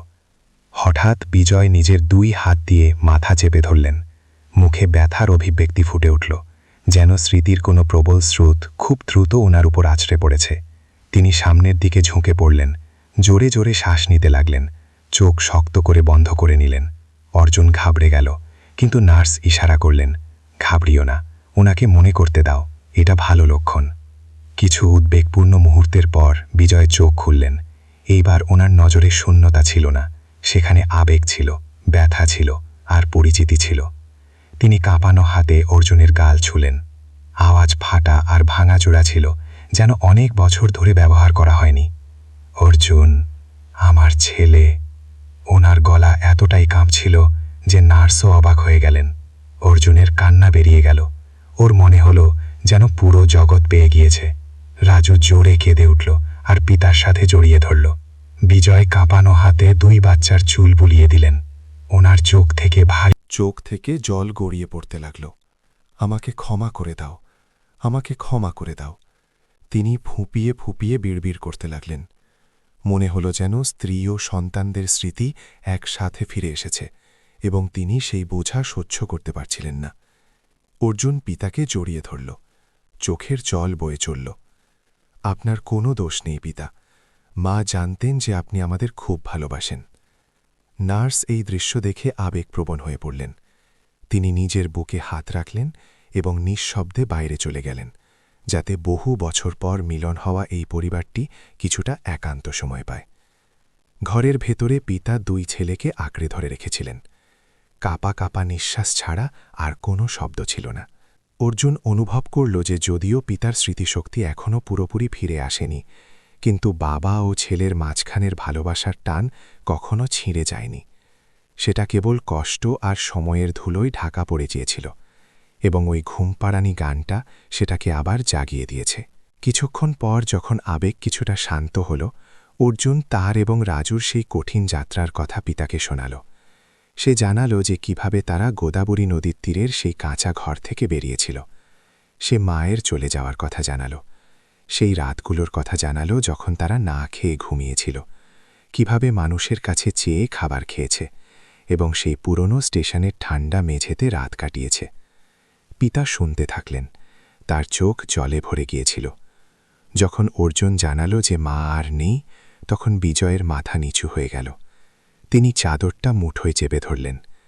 তিনি সেই কষ্ট লুকানোর জন্য মুখটা হাত দিয়ে ঢাকতে লাগলেন, যা হয়তো তিনি ভেবেছিলেন যে আর অনুভব করবেন না। রাজু পিতার কোলে বসেছিল। সে তার মুখটা ওপরে তুলে ধরল এবং বলল, পিতা, আপনি মন খারাপ করবেন না, মা ওপর থেকে আপনাকে দেখছেন। অর্জুন পিতার হাত ধরে দৃঢ়তার সাথে বলল, এখন আমরা আপনার সাথে আছি, আমরা আপনাকে বাড়ি নিয়ে যাব। বিজয় অর্জুনকে কৃতজ্ঞতা ও ভালোবাসাময় নজরে দেখলেন, সেই নজর যার জন্য অর্জুন পুরো রাস্তায় অপেক্ষা করেছিল। তিনি ধীরে ধীরে মাথা নাড়লেন। বাইরে সন্ধ্যার রোদ জানলা দিয়ে ভেতরে আসছিল। 3 জন একে অপরের সাহারায় বসেছিল। বছরের পর বছর বিচ্ছিন্ন থাকা, চোট এবং ভেঙে পড়ার পর অবশেষে সেই ছোট্ট পরিবারটি এক হয়েছিল। যদিও সব কিছু পুরোপুরি ঠিক ছিল না, কিন্তু এই একসাথে থাকাটাই ছিল সবথেকে সত্য ও মূল্যবান। এবং সেই মুহূর্তে অর্জুন জেনে গেল যে সফর এখনও শেষ হয়নি, তবে এখন তারা আর একা নয়। পিতা সন্তানদের চেনার পর আশ্রমের সেই ছোট্ট ঘরটিতে এমন এক উষ্ণতা চলে এলো যা সেখানে দীর্ঘ সময় ছিল না। কিন্তু মিলনের আনন্দ বেশি সময় স্থায়ী হল না, কারণ বাস্তবতা সামনে দাঁড়িয়েছিল। তাদের পিতা এখন আর তেমন মজবুত ছিলেন না যেমনটা মায়ের স্মৃতিতে ছিলেন। মাথার চোটের কারণে তার স্মৃতিশক্তি এখনও টুকরো টুকরো হয়ে ফিরে আসছিল। কখনো মনে থাকত তো কখনো ভুলে যেতেন। আশ্রমের কর্মীরা জানালেন যে যদিও তিনি আগের চেয়ে ভালো আছেন, কিন্তু তাকে পুরোপুরি সুস্থ হতে স্মৃতিশক্তি ও স্বাস্থ্য দুটোর জন্যই লম্বা সময় লাগবে। যখন 3 জন কিছুটা শান্ত হল, নার্স আবার ভেতরে এলেন। তিনি বিছানার পাশে বসলেন, তার স্বর নরম কিন্তু গম্ভীর ছিল। যদি তোমরা ওনাকে বাড়ি নিয়ে যেতে চাও, তবে কাগজপত্রের আজ করতে হবে এবং দেখাশোনার জন্য একটি জায়গা থাকতে হবে। ওনার মানসিক অবস্থা এখনও ঠিক নেই, ওনাকে একা ছাড়া যাবে না। অর্জুন মাথা নাড়ল এবং দৃঢ়তার সাথে বলল, আমি পিতার খেয়াল রাখব। এটা শুনে বিজয় ধীরে মাথা ঘুরিয়ে ছেলেকে দেখলেন। তার চোখে কোমলতা চলে এলো। তিনি নিজের কাঁপানো হাত অর্জুনের মাথায় রাখলেন। রাজু পিতার হাত শক্ত করে ধরেছিল, যেন ভয় ছিল যে কেউ কেড়ে নেবে। নার্স দুই বাচ্চাকে দেখলেন এবং দীর্ঘশ্বাস ফেললেন। তোমরা দুজন খুব ছোট, কিন্তু আমার বিশ্বাস আছে যে তোমরা তোমাদের পিতাকে খুব ভালোবাসো। ওনাকে নিয়ে যাওয়াই ঠিক, কিন্তু বড় কেউ কি আছে যে সাহায্য করতে পারে? কোনো আত্মীয়? অর্জুন চুপ হয়ে গেল। মায়ের যাওয়ার পর তাদের কোনো আত্মীয় বেঁচে ছিল না। প্রতিবেশীরা কেবল ততক্ষণ সাহায্য করেছিল যতক্ষণ তারা সেখানে ছিল, কিন্তু তারা তাদের পালার দায়িত্ব নিতে পারত না। সে মাথা নিচু করে ধীর গলায় বলল, দিদি, আমাদের কাছে কেবল পিতাই আছেন। নার্স থেমে গেলেন। তার চোখে দয়া এলো। তাহলে ওনাকে নিয়ে গেলে থাকবে কোথায়? অর্জুন ঠোঁট কামড়ে নিল। এই প্রশ্নটা তার গলায় আটকে গেল। না বাড়ি, না মা, না টাকা, আর না কোনো বড় অভিভাবক। কিন্তু তারপর সে পিতাকে দেখল। ঢিলেঢালা রোগীর পোশাকে, সাদা হতে থাকা চুল, মাথায় চোটের বড় দাগ, অসুস্থতায় ফ্যাকাশে হয়ে যাওয়া মুখ। এই মানুষটি একসময় পুরো পরিবারের আশা ছিল। ইনি নিজের যৌবন উপার্জনের জন্য লাগিয়ে দিয়েছিলেন। কখনো অর্জুনকে কোলে নিয়ে খেলিয়েছিলেন এবং কথা দিয়েছিলেন যে সবাইকে শহরে নিয়ে যাবেন। কিন্তু অ্যাক্সিডেন্ট তাকে তাদের থেকে কেড়ে নিল এবং মাকে দারিদ্র্য ও একাকিত্বে ছেড়ে দিল। যদি অর্জুন এখন হার মেনে নেয়, তবে পরিবারকে কে বাঁচাবে? এই ভেবে সে মাথা তুলল। আমি কাজ খুঁজে নেব, আমি বড় হয়ে গেছি, আমি পিতা আর রাজুকে সামলে নেব। রাজুও মাথা নাড়ল। যদিও সে সামলানোর মানে জানত না, কিন্তু সে জানত যে ভাই যা বলছে তা সঠিক। নার্স বিষণ্ণ হাসি দিলেন। আমি বুঝি, কিন্তু খোকা, বাইরের জগৎ খুব কঠোর। অর্জুন পিতার হাত ধরল এবং বলল, রাস্তা যতটাই কঠিন হোক, চলব, কেবল পিতার সাথে থাকা চাই। বিজয় কাঁপানো হাতে অর্জুনের চুল বুলিয়ে দিলেন। তার চোখে সেই পরিচিত ভাবটা ছিল, নিজের উপর রাগ, সন্তানদের জন্য ভালোবাসা, এবং মনে হচ্ছিল যেন বছরের পর বছর বন্ধ থাকা তার হৃদয় ধীরে ধীরে খুলছে। নার্স অর্জুনকে বাইরে গিয়ে গার্ডের থেকে প্রক্রিয়া বুঝে নিতে বললেন। পিতাকে আরাম করার জন্য ঘরেই থাকতে দেওয়া হলো। রাজু পিতাকে ছাড়তে চাইছিল না, কিন্তু অর্জুন তাকে বোঝাল, আমরা কেবল এখনই আসছি, পিতাকে ছেড়ে কোথাও যাব না। দুই ভাই আঙিনায় এলো। এখানে সেই সব লোকেদের বিষণ্ণতা ছিল যাদের কোনো পরিবার ছিল না। কিছু রোগী গাছের নিচে বসে শূন্যে তাকিয়েছিল। হাওয়া দিলে পাতার খসখস শব্দ একাকিত্বের অনুভব করাচ্ছিল। কিন্তু অর্জুনের জন্য আজ এই জায়গাটা আশার নতুন শুরু ছিল। গার্ড কাগজপত্র বুঝিয়ে দিলেন এবং তারপর জিজ্ঞেস করলেন, থাকার কি? কোথায় নিয়ে যাবে? অর্জুন কিছুক্ষণ ভাবল এবং বলল, আমি ভাড়ার ঘর খুঁজব, ইন্ডাস্ট্রিয়াল এরিয়ায় কাজ খুঁজব। গার্ড 10 বছরের এই বাচ্চাকে একজন প্রাপ্তবয়স্কের মতো কথা বলতে দেখে বললেন, তুমি খুব সাহসী খোকা, আমি আশ্রমের লোকেদের সাথে কথা বলবো যে কোনো সাহায্য পাওয়া যায় কিনা। অর্জুন মাথা নিচু করে ধন্যবাদ জানাল। তারপর তারা আবার পিতার কাছে গেল। বিজয় বিছানায় বসে দরজার দিকে তাকিয়েছিলেন, যেখান দিয়ে সন্ধ্যের রোদ আসছিল। বাচ্চাদের দেখেই তিনি হাত বাড়ানোর চেষ্টা করলেন। গলা দুর্বল ছিল। রাজু দৌড়ে গিয়ে তাকে জড়িয়ে ধরল। অর্জুন পাশে বসল। পিতা, আমরা আপনাকে বাড়ি নিয়ে যাব, এখন আপনাকে এখানে একা থাকতে হবে না। বিজয় অর্জুনের হাত হালকা করে টিপে ধরলেন। সেই ধরাটার মধ্যে সেই ভালোবাসা ছিল যা তিনি ভেবেছিলেন যে হারিয়ে গিয়েছে।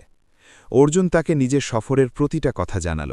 মায়ের অন্তিম সংস্কার থেকে শুরু করে ধুলো মাখা রাস্তা, অচেনাদের সাহায্য এবং স্টেশনের রাত পর্যন্ত। পিতা শুনতে থাকলেন। চোখ লাল হয়ে গেল যখন তিনি ভাবলেন যে তার সন্তানরা তাকে খোঁজার জন্য রাস্তায় রাস্তায় ঘুরে বেড়াচ্ছিল। তখন তিনি কষ্টে মুখ ঢেকে নিলেন। রাজু তার কোলে বসে বলল, পিতা, এখন আমাদের ছেড়ে আর যাবেন না। বিজয়ের শরীর কেঁপে উঠল।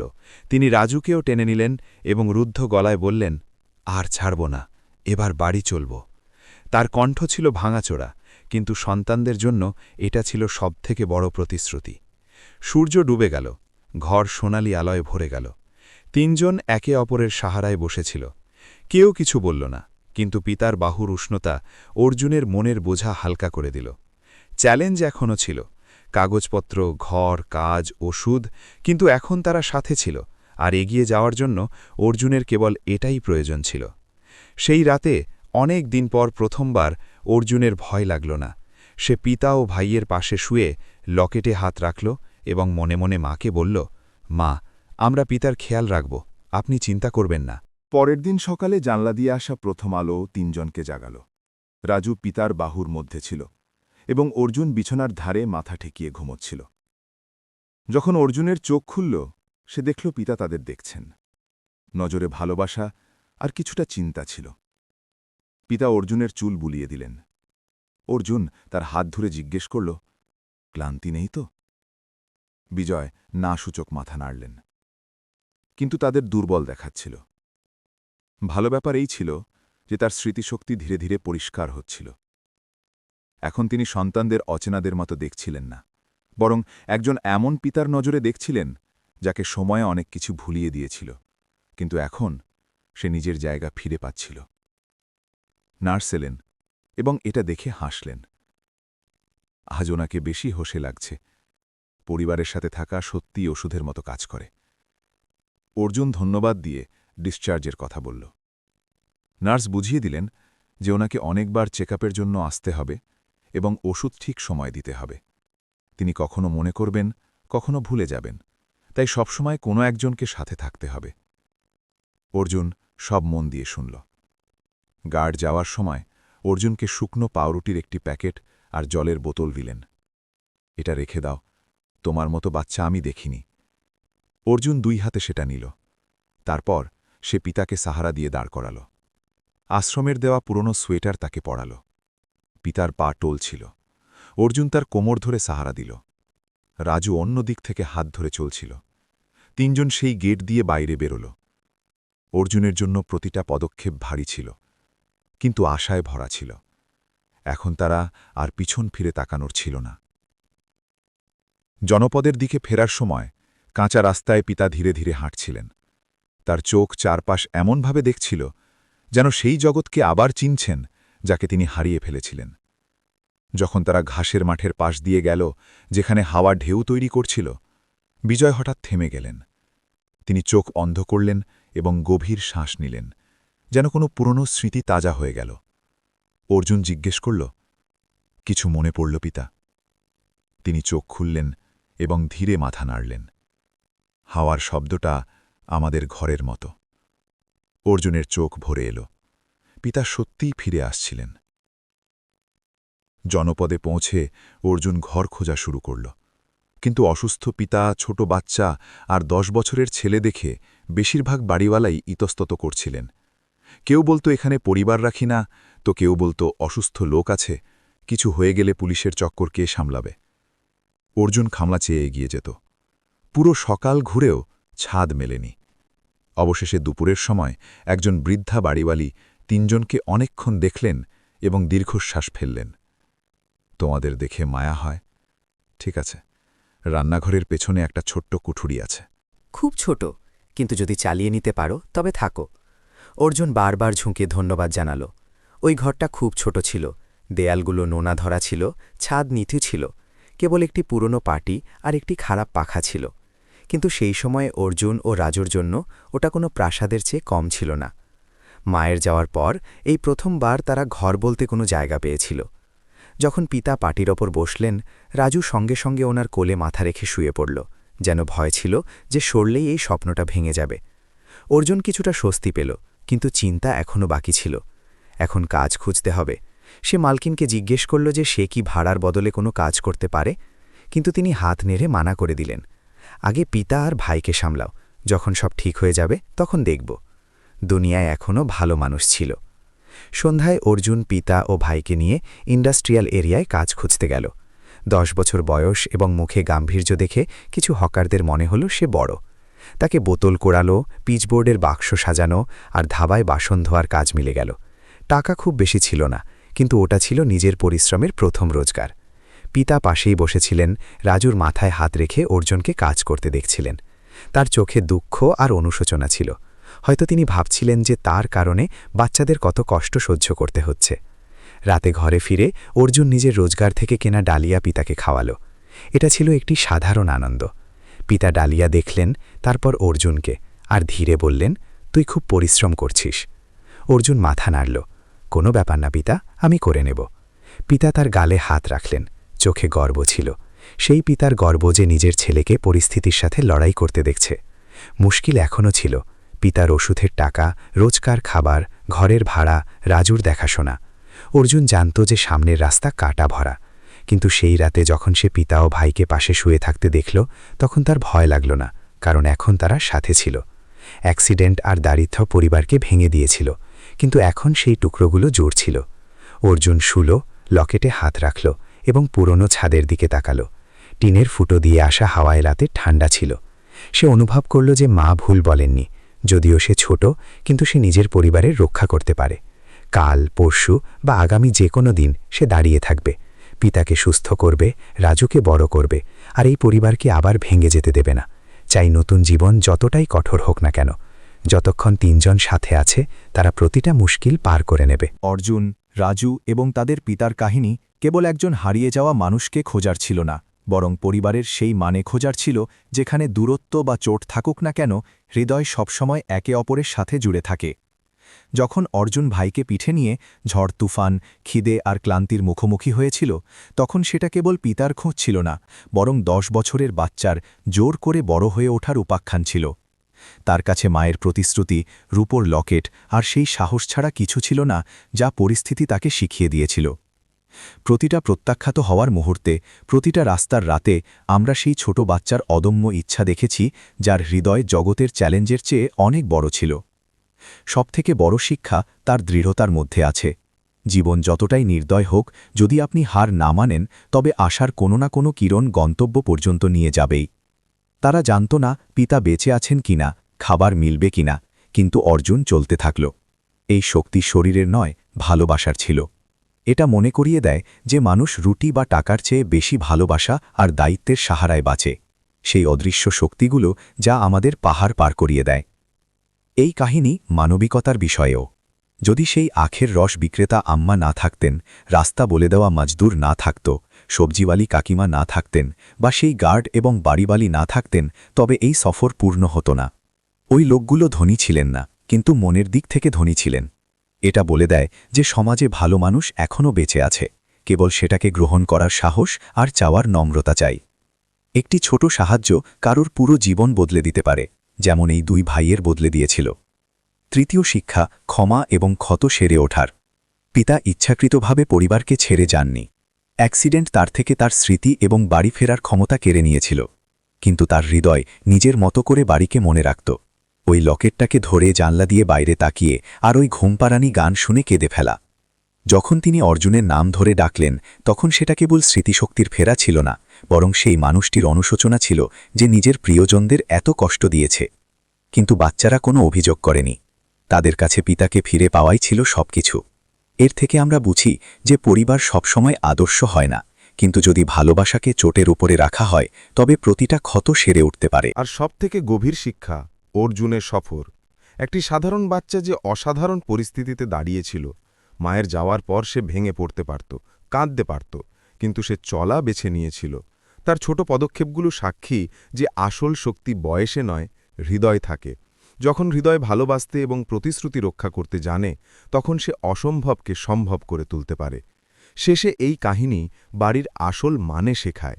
বাড়ি ইট পাথরের দালান নয়, বরং সেই জায়গা যেখানে আপনার আপনজনরা থাকে। আগে তাদের বাড়ি গোদাবরী তীরে ছিল, কারণ সেখানে মা ছিলেন। মায়ের যাওয়ার পর সেটা আর বাড়ি রইল না, কিন্তু যখন পিতা মিললেন, তখন সেই নোনা ধরা কুঠুরিটাও আসল বাড়ি হয়ে উঠল। পরিবার সেই জায়গা যেখানে আমাদের সম্বন্ধ থাকে, চাই সেটা দেখতে যেমনই হোক না কেন। অর্জুন, রাজু এবং বিজয়ের কাহিনী এক জোরালো মনে করিয়ে দেওয়া যে জীবনে কিছু জিনিস এমন থাকে যার জন্য পুরো হৃদয় ঢেলে দেওয়া উচিত, আর তা হল পরিবার, ভালোবাসা, দয়া এবং সাহস। দারিদ্র্য শরীর ভেঙে দিতে পারে, অ্যাক্সিডেন্ট স্মৃতি মুছে দিতে পারে, সময় দূরত্ব আনতে পারে, কিন্তু যদি ভালোবাসা সত্য হয়, তবে তা ছড়িয়ে ছিটিয়ে থাকা টুকরোগুলোকে জুড়ে একটি নতুন রাস্তা তৈরি করতে পারে। বন্ধুরা, আপনারা পৃথিবীর কোন কোণা থেকে এই ভিডিওটি দেখছেন, আমাদের কমেন্ট করে অবশ্যই জানান যে আপনারা এখন কোথায় আছেন। অর্জুন এবং রাজুর লড়াই এবং তাদের অটুট প্রেমের এই কাহিনী আপনাদের কেমন লাগলো? এটা কি আপনাদের মনকেও ছুঁয়ে গিয়েছে? আপনাদের বিচার নিচে লিখতে ভুলবেন না। আমি ঈশ্বরের কাছে প্রার্থনা করি যে আপনি এবং আপনার পরিবার সব সময় সুরক্ষিত থাকুক, হাসি খুশি থাকুন এবং আপনাদের জীবনের সুখ শান্তি বজায় থাকুক। যদি আপনাদের কাছেও এমনই কোনো মন ছুঁয়ে যাওয়া কাহিনী থাকে, বা আপনারা জীবনে কোনো অলৌকিক অভিজ্ঞতা অর্জন করে থাকেন, তবে সেটা কমেন্টে লিখে সবার সাথে ভাগ অবশ্যই করবেন। আপনার কাহিনী অন্যের জন্য আশার কিরণ হয়ে উঠতে পারে। নিজের এবং নিজের আপনজনদের খেয়াল রাখুন। ধন্যবাদ।